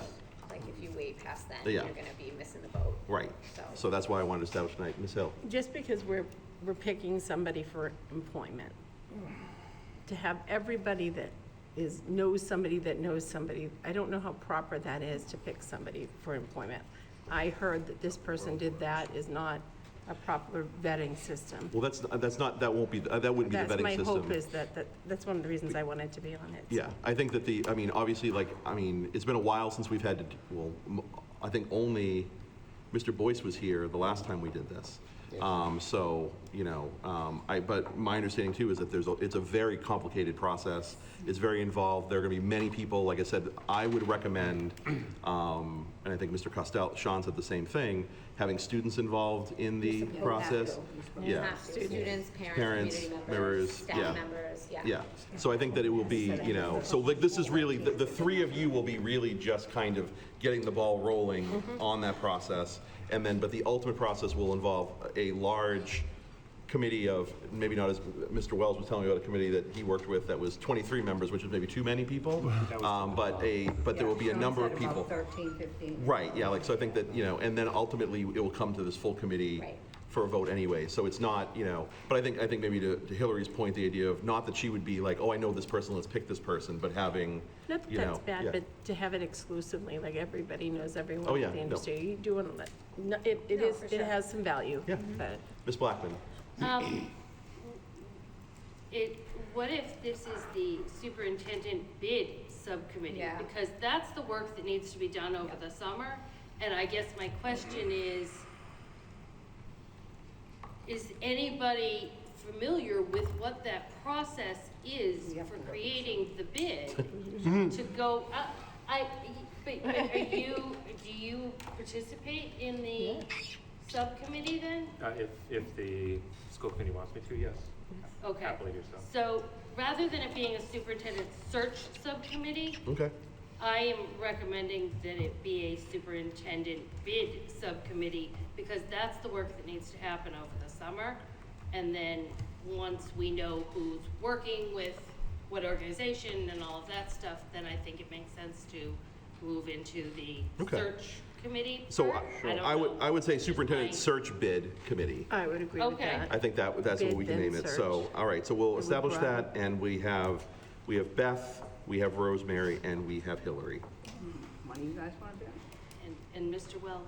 And Mr. Wells, I mean, I have no problem being on it as the chair, or participating as the chair. I don't want to, you know, I worry about it. TJ want to be another one? I think TJ like prayed to Hillary and gave her praise for taking it on.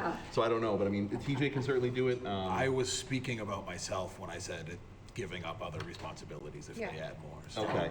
So I can do it, but No, I mean, but I No, also like, I mean, I have no problem helping out and even being on the committee. Like, I have also the time to do it. And maybe as the chair, there's some value. So, I mean, I don't think that's a problem at all. I'm sorry. Oh, that's okay, yep. It's just, I mean, like to Stephanie's point, like it's not, like we need to reach out to Sean Costello again to be like, what is this, like, what is the charge of this committee? Like, what is actually it? Well, the problem with that is that he is someone who will be a bid.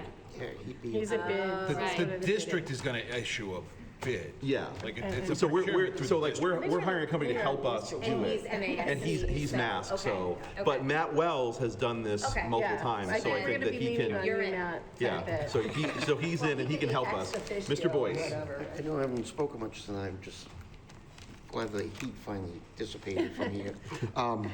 But when we did this on the North River Collaborative, when it wasn't superintendents, I remember that it was the NASDAQ, and we almost, I don't want to say we left it in their hands or anything, but it just seemed like a different process. Now, maybe that's a collaborative, it's an executive director, it is a different process. When we did it when Maureen left, and we were picking Dipna Thomas, between that and, he was one of our members, and he heads up one of the divisions, and his name is escaping me, but it was between those two.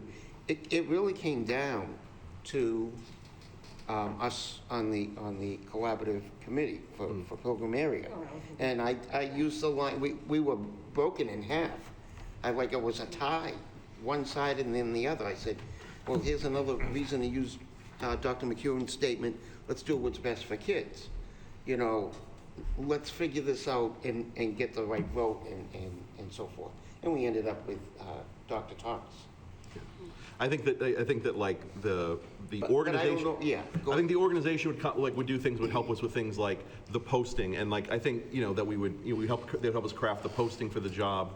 I also think there's a reality of it too, where a lot of times they have access to, there's like a pipeline and they know people and they're gonna, so there will be a wider pool of candidates if we, because there's a part of me as, someone, I was thinking about my Scottish grandmother, where I'm like, I think we could just do this ourselves, guys. Let's put on a show. But it's really the problem, the bottleneck would be the candidate pool will be larger if we use one of these organizations, because they help kind of also reach out to those individuals and things like that to make sure that they know that we're looking for a superintendent.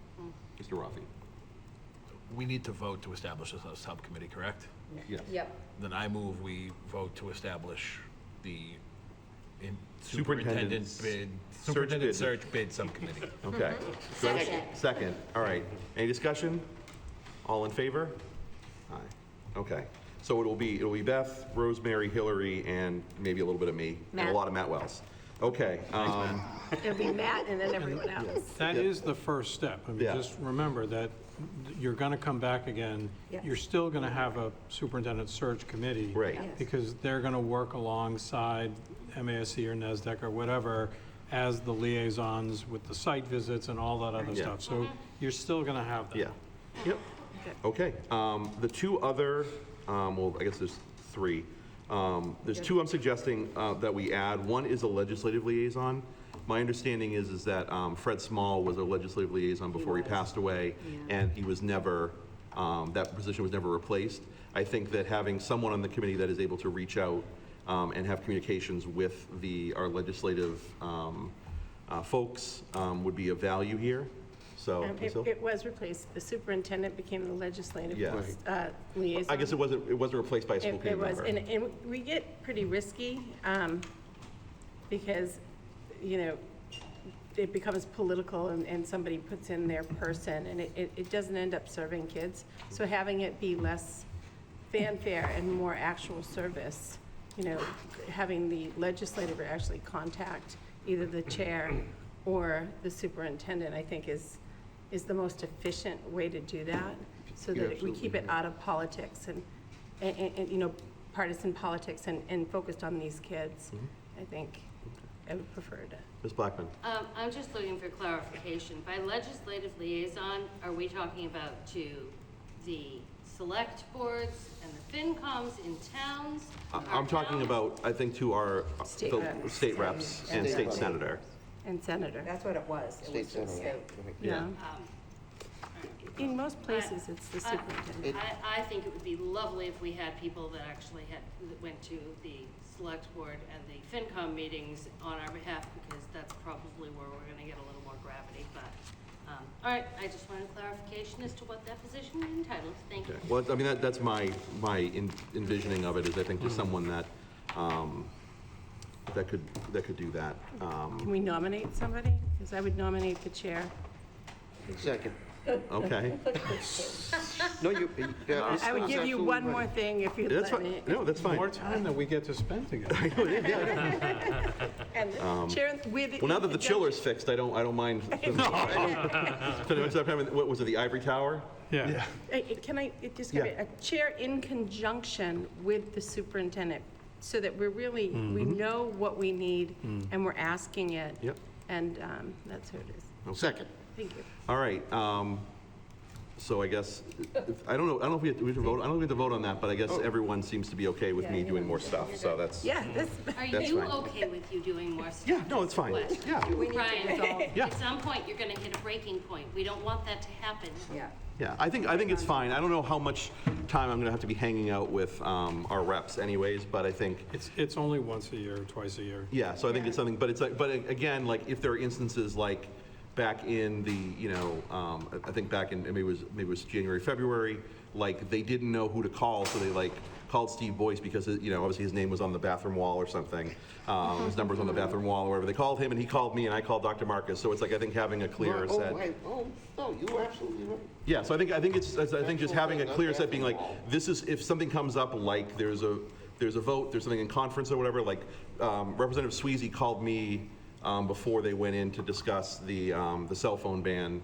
So it's like, but making it clear so that they know who to contact, and that it should be, in this case, by you guys saying it, the chair and this is not a standing, like, committee appointment. It's really just making sure that they know who to reach out to when they need to, and then if the committee has something they want to said to the reps, that the superintendent and the chair can do it. I don't think it would be too onerous on me, so. But thank you, Ms. Blackman, I know you're looking out for me, so I appreciate it. I just wanna make sure you have enough time for policy, that's all. I'm sorry, yeah. Well, no, Glenn's taking over for me. I'm gonna be like, kind of like, swanning in on that one. You have to dissolve those two committees. Yes, so we're gonna go through all the appointments, and then we'll go through and just dissolve those other ones. The other one I wanted to suggest that we create is a liaison to the CPAC, because I think that is an organization that obviously provides a lot of connection for the families that have special needs kids, and I feel like we don't really have, like, that's obviously a really important constituency, and they are very active, and I think having someone that they know that they can reach out to, or that could go and speak to them on things that come up would be kind of important. Ms. Hill? I try to make their Friday coffee, so a lot of them get together on Fridays. I try to make that, so I'm, Okay.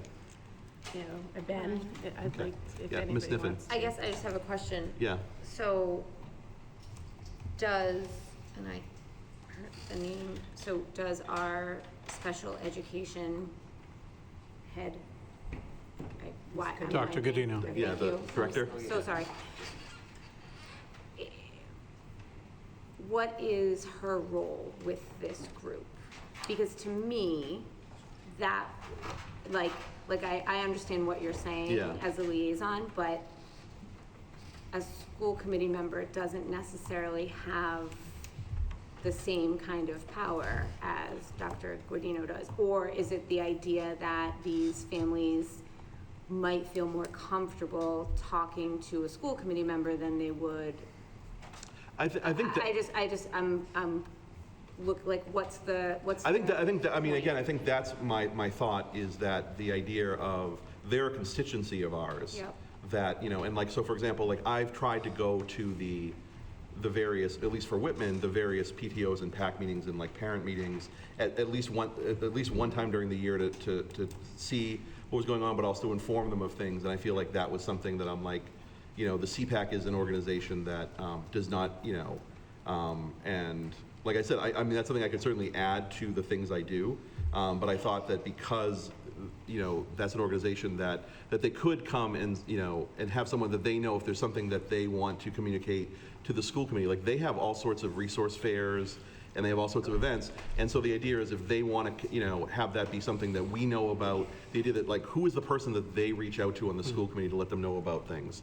We have someone from the CPAC here who is, I don't know if you want to say anything or speak to this, because I know we talked about it briefly, but just the idea of, like I said, I just feel like the idea that they kind of operate it seems like a lot of times on their own little island, and just having a connection point to the school committee, so that they'd be like, whoever that person is, and like I said, I also don't mind it being me, but the idea that they could reach out being like, hey, we're having this thing, could you let the school committee know, or whatever, or if there's issues that come up here that we feel like we want to communicate, because I think one of the things that like I've really worked hard at in the year that I've been on this committee is really trying to communicate to the public about what's going on in the schools, and I think that making sure that they're included in that discussion, I think is something, so that's kind of, like obviously like when we're talking about things like if there's an issue with something at the school, they wouldn't be coming to the school committee anyways. That'd be something that should go through from the director of special ed and to the,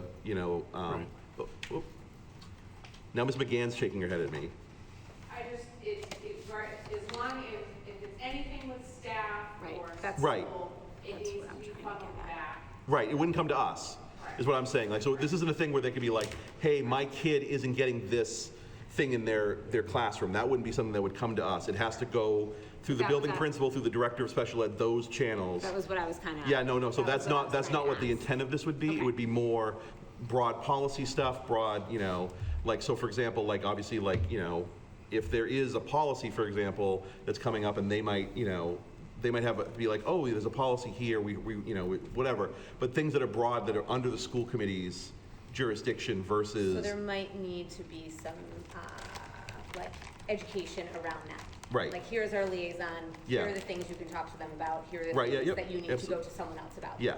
Because I worry that could create. Well, I think that's the thing, and like, I mean, there's certainly times where individuals absolutely. come to us. I mean, I know you, I mean, you're way more popular than I am, but yeah. Right? But I just say, like, you need to talk to the building principal. Correct. You need to, you just direct them where they need to go for that. And I think that whoever this is would do the same thing if those things came up. It's really more just about making sure that they are included in the way that I think all the, because they're, they're an important organization, and I just want to make sure they're not being left out of these conversations. Mr. Boyce. Well, it's getting close to 8:30, so I do want to make a motion that we continue for another 15 minutes. Okay. I didn't want to wait until 8:30. Okay. Ryan, I did have one. Second. Yep, okay. All right, all in favor of extending for 15 minutes? Okay, all right. That was, I think, everybody except Warren. Ms. Hill? Yes, so I think we're I just have to make it clear because he's not able to vote, that's all. Okay, it's not here. Yeah. Anything we do by law isn't favoring one teacher or targeting any staff member. It is all about policy and making sure, like, do we have a broader, they're about to do a staff fair. Maybe they don't know they're about to do a fair or something, or they have Special Olympics going on. How do we make sure that that gets on the agenda? How do we make sure that there's a point person? If you feel as if, I think because you have a student currently, and my special ed student is in college, so I would rescind my, go ahead. Ms. Blackman? I am very concerned about setting a precedent where the chair is on 98% of the committees. Okay. Not that I think you would not do a good job, I think you do a fabulous job, but I think it's a bad precedent. There are 10 people on this committee. There are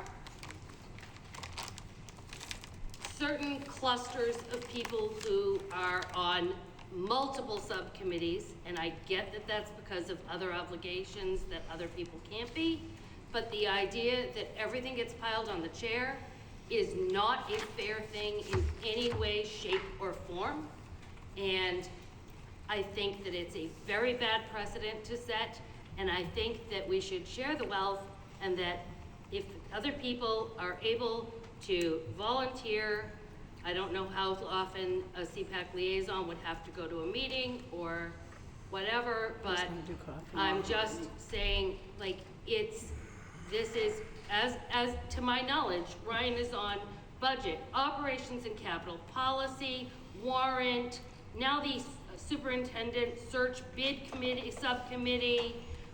He's the I mean, come on. This is ridiculous. Other people need to step up. Everybody here ran and volunteered to be on the school committee. Be a full part of the school committee, please. It sounds really bad when you name them all. Most school She really committees loves you. have 12 subcommittees. No, we have a lot of we do a lot of subcommittees. When I started, I think there was 4. Right, and I think that's only 5 years ago. Right, I would say, one of the things I would say, Right. yeah, one of the things I would say, Glenn, is that I think one of the reasons that we created a lot of these subcommittees is because I think what happened in November was because I think that we didn't have we weren't doing all the proper oversight of things that were happening here. So I think a lot of these were created as a response to that. So you're absolutely right, there's a lot of subcommittees. Like I said, this isn't a subcommittee position. Like I said, I'd also talked to Mr. Boyce about stepping off operations and capital because that has 4 people on it, and I am the most useless member of those 4.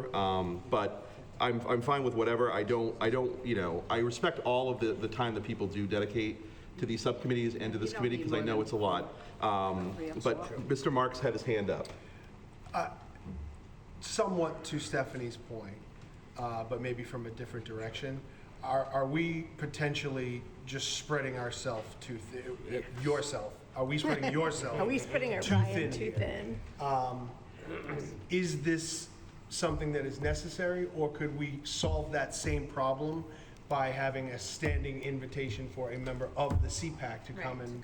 Well, again, I think that's it. But I think the idea would be if the CPAC wanted to contact the school committee, who would be the person? So, for example, if there was, the example Ms. Hill gave, they're having a resource fair, they'd like us to know about it. Who's the person they contact, as opposed to emailing all 10 of us? And I think the chair is fine. And I think, this is not something I think that is like the legislative liaison. I don't think that this is something that is as involved as a subcommittee, but I want it to be established so that people know who they should contact and be able to contact so that if they need to. I think we're putting too much on Ryan. Yeah, I agree. He's Hold on. accepting too much. I think we're putting too much on Ryan. I fully agree with that, but I think this right here might just be putting too much, period. I think, I understand your point and your concern, and I think that's valid. But I think that, to Stephanie's point, we all volunteered on this committee, to be on this committee. We were all elected to be on this committee.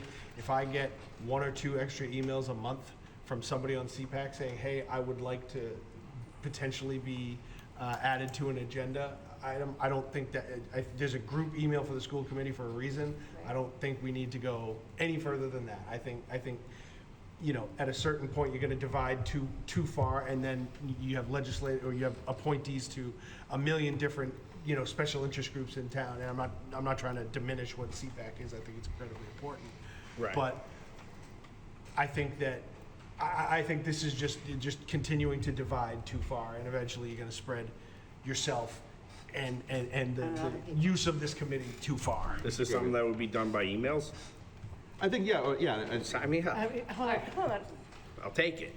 Can I I still don't- go I to don't the have physical Friday- time. Can I I still go to mean, the Friday if I'm not the liaison? Can I still go to the Friday Unless you coffee? want it. Because there's. No, like I said, I'm just, Anything here that can Like, be I- done my- without having to be physically there, I will take. Anything.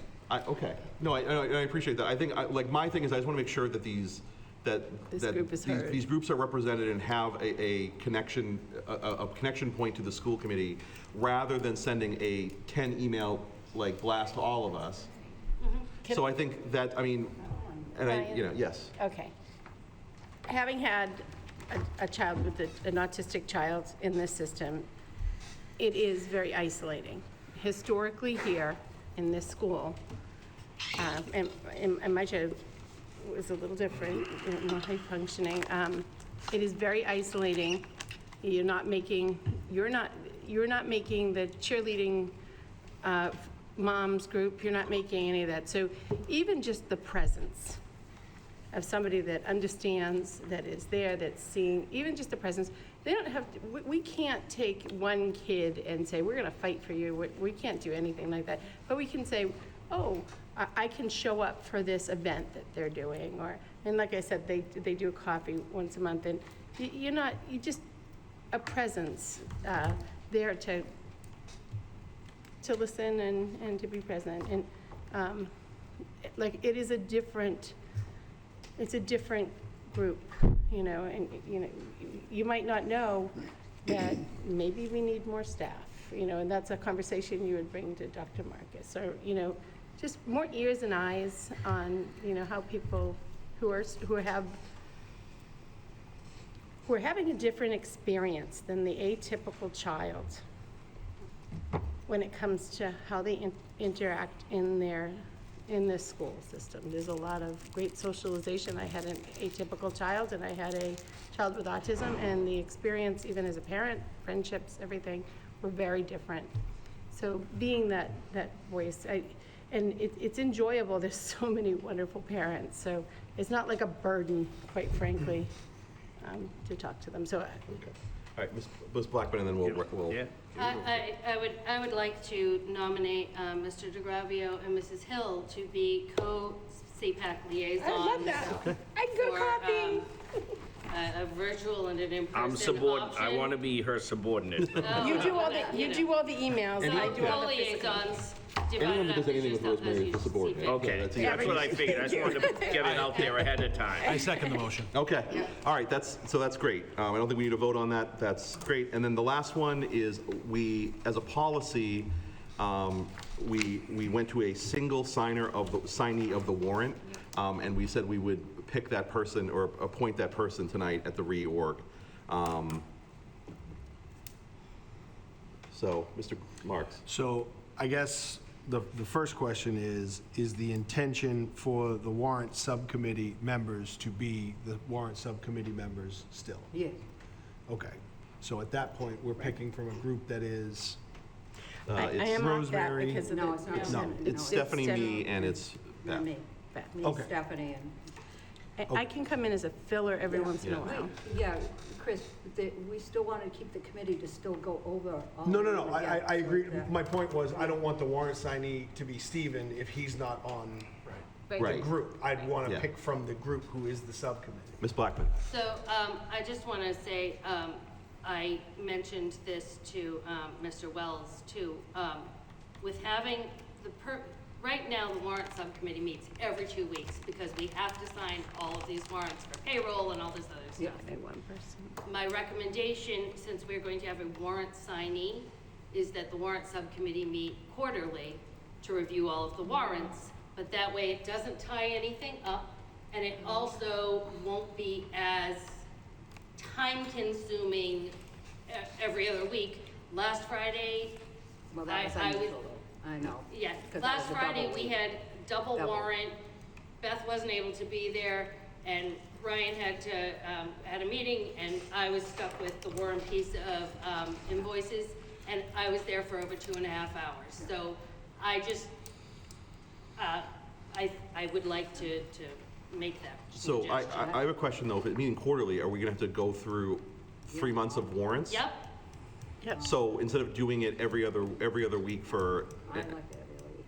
I think, because how many hours do we have to devote to go through 3 months worth of warrants? if there are 3 people, I think it'll go through really quickly, because right now what happens is payroll's really small, food services is pretty small, but accounts payable is larger. So if it's divided between 3 people, you go through it in the same amount of time that it takes one of us to go through the payroll warrant, because 3 people would be going through 3 warrants. You're on appointing a signee, so Yeah. you get Yeah, into you sort of Yeah, so we details can, of the committee. I think yeah, put to a thank you. signee and then Yeah. just decide, that the committee decides. Okay, so it's Beth, right. Beth has volunteered to be the warrant signee, so there'll be a single thing, and then the warrant subcommittee can meet and determine how they wanna go forward, because Because we meet Dr. next- Marcus we is make- right, we that is make not, next week, so.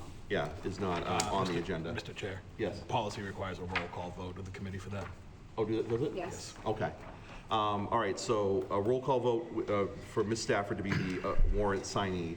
I think we need a. Do we Are need a there motion in a second? conditions, are there Yeah, conditions you had a knock. that they have to be reviewed before signing? Oh, yeah, I would review. Okay, Yeah. so like, after approval of the committee, there's this. Yeah, this is what the yeah, so, Yeah. but this is just, I think, like I said, we said the other week, this is just in the event, like, so for example, A couple weeks ago, Miss Stafford was out ill, and so we had to go, she had to sign the warrant in advance because she was going to have surgery, so she wouldn't be there. Miss Blackman and I still reviewed the warrant and then signed after, but having 3 people have to sign it can be, Mr. DeGravio. Is there a way there can be a single signee, but all 3 members are able to sign? Yeah, they can. Yeah. Why don't you do that then? One signature, but all 3, any of the 3 can do it. That way. No, it has to be one, it has to be one It has to person. be, no, Okay. I think it's, Yeah. you're only allowed to have Okay. one. Ms. Niffen? We went over all of Yes. this when we passed Yep. that policy. Yep. So can we Yep. just vote? Yes. Yes, Yep. please. Okay. I'm sorry, I have one question. Yeah. In the scenario we just mentioned where Beth was ill and wasn't able, Beth is the registered signer. What happens in that scenario? The thing of it is, we have a set time for the warrant. If I had an appointment or something, then I was the assignee, I'm not restricted to that time. You know what I'm saying? Right now, we meet at 10 o'clock every other Friday, and a couple times I've had an appointment at that time. So if I'm the individual signee, I could come in anytime that day, or actually another day. It doesn't have to be. If the warrant's ready on a Wednesday, I could come in and go over the warrants on a Wednesday. I wonder if we're handcuffing ourselves with only one person being able to do it. No, If that, But we all- Worst case, we could have an emergency meeting and elect a new signee. Yeah, I think, also the other thing too is that we voted on this policy, was it 2 weeks ago or a month ago? no, I totally Yeah. understand. I support that. Yeah. I'm all for it. But Yeah. if that person is unable to do it, what happens then? We have to nominate a new. Yeah. You just Okay. have to Yep. nominate a new one quickly. Okay, so, all right, so do we have There's a can solution. I have a motion to appoint Beth as the warrant signee? Motion? Second. Okay, roll call vote, Mr. Boyce? Yes. Ms. Niffen? Yes. Ms. Stafford? Yes. Mr. DeGravio? Yes. Mr. Rafi? No. Ms. Tressel, yes. Mr. Marks? Yes. Ms. Hill? Abstain. And Ms. Blackman? Yes. Okay. So that was 7-1-1. Okay. All right. Mr. Boyce? 2 questions. Are we allowed, once we convene back with our groups, to reorganize? Yes. Okay. Yep, good. so I think, because instead of going through the whole rigmarole of reappointing everybody, but then the individual committees, when they meet next, they can reorganize themselves. All right, number 2. Oh, wait, we got, yep, thank you. I move that we dissolve the interim superintendent search subcommittee and the Unit D negotiations. Second. Okay, any discussion? No. All right, all in favor? Aye, okay. Great, all right, moving on, we have subcommittee reports. First up is policy subcommittee. Sorry, can I? Yeah, I didn't realize you were going to move on that quickly. oh, For efficiency purposes, when we were talking about too many subcommittees, et cetera, yeah. would there be any appetite on the committee to merge the audit exploratory subcommittee and the budget subcommittee? There's a lot of similar topics in them, and they both tend to be kind of seasonal. The budget kind of picks up at one pace, and then the audit one would probably pick up at a different time. It could well be that one subcommittee could end up doing The same work both of twice. those, because they can be very connected. In terms of, It would have to be on the agenda. Okay. Well, it's not on the agenda, so I think we can definitely talk about it and put it on a next agenda. okay, so to build a budget forward in most financial, you're gonna be looking 5 years back. I know it's a little crazy, and we're gonna have to patch that together. So just in support of that, if we could put that on the agenda.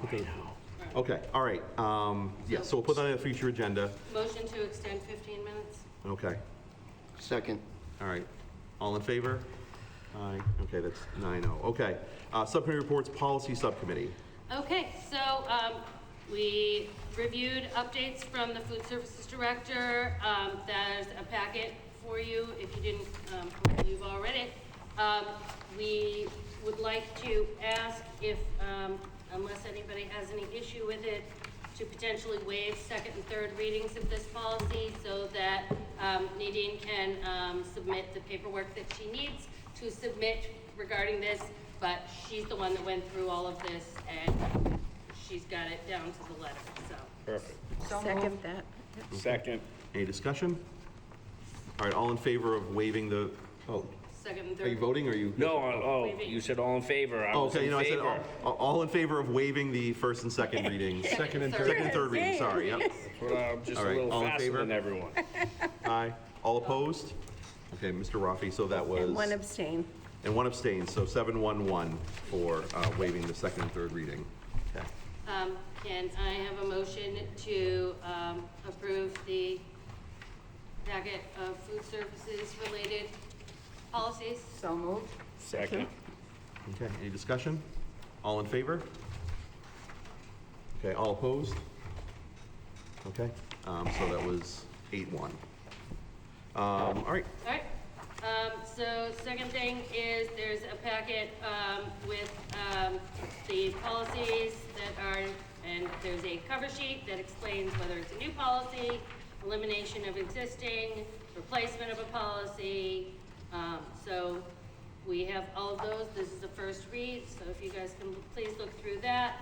One of the policies that we reviewed at our last meeting, we chose to send to legal for review. Other than that, the only other policy subcommittee information I have is that the policy advisory group met last night. We finalized a draft of the online learning, which will be presented, I will present to the policy subcommittee at our next meeting on the 10th. And the next policy advisory group meeting is on June 2nd. And their plan is to start looking at the public comment portion of the policy. And that's it. okay. Thank you, Ms. Blackman. Collaborative reports, so we have Mr. Boyce with... Yes, so it's in your packet. I'm really sorry that the other updates is kind of messed up. We had our last meeting back on the 7th of May. We did our final budget, which was a 2% decrease from the year before. However, we did keep in line with our increases to tuitions and other services. The PAC, Pilgrim Area Collaborative, is expanding its services with Bridgewater State University to offer educational coaching for the BSU Excel program. We also moved $142,000 in monies for the playground that we were putting up. We had to get through the lease of the building that the Pilgrim Academy is in. And so now that we have done that, this summer a playground will be installed. And last was our policy updates with the 4,000 series and 6,000 series. And in the fall, we will be working on the 5,000 series. And what's that supposed to say under other updates is the student handbook was approved.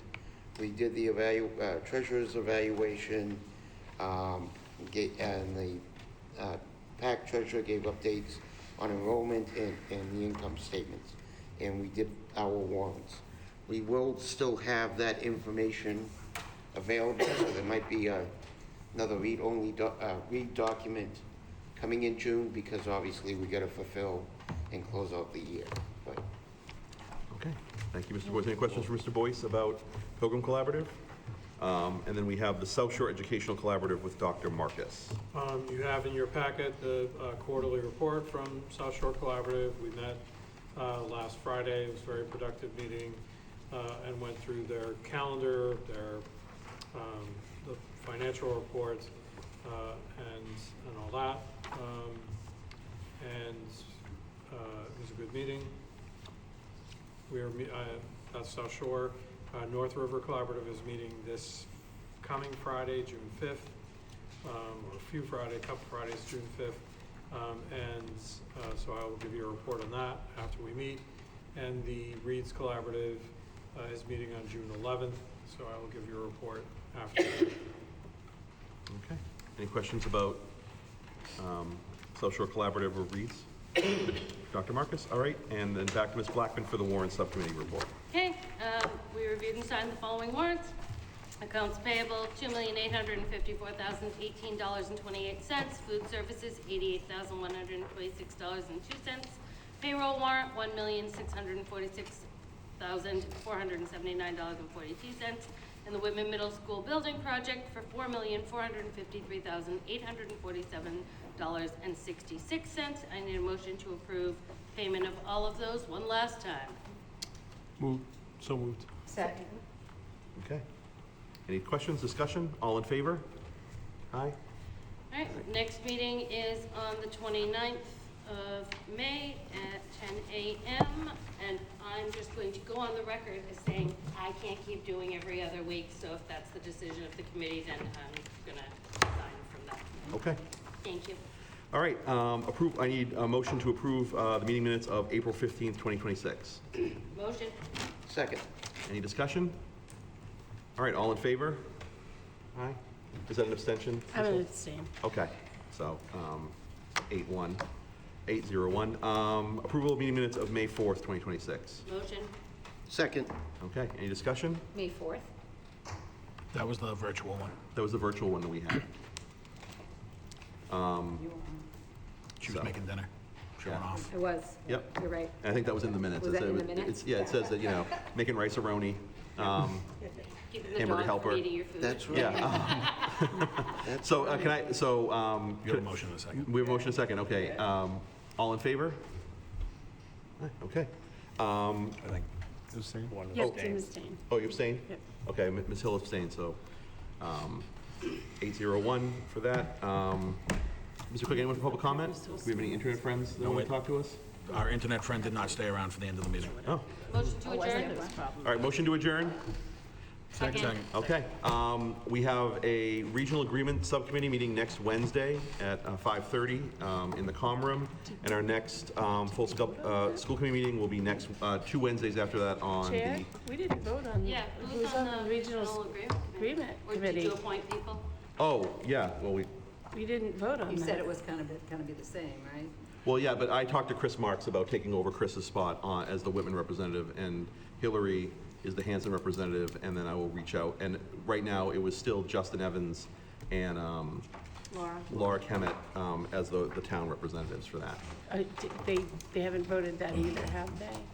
No, but since we had to have we wanted to have the meeting scheduled, we scheduled the meeting before, and they agreed to come. So if they want to change their representatives after the fact, I guess they can do that. But it's going to be me and Hillary for the Whitman and Hanson reps here.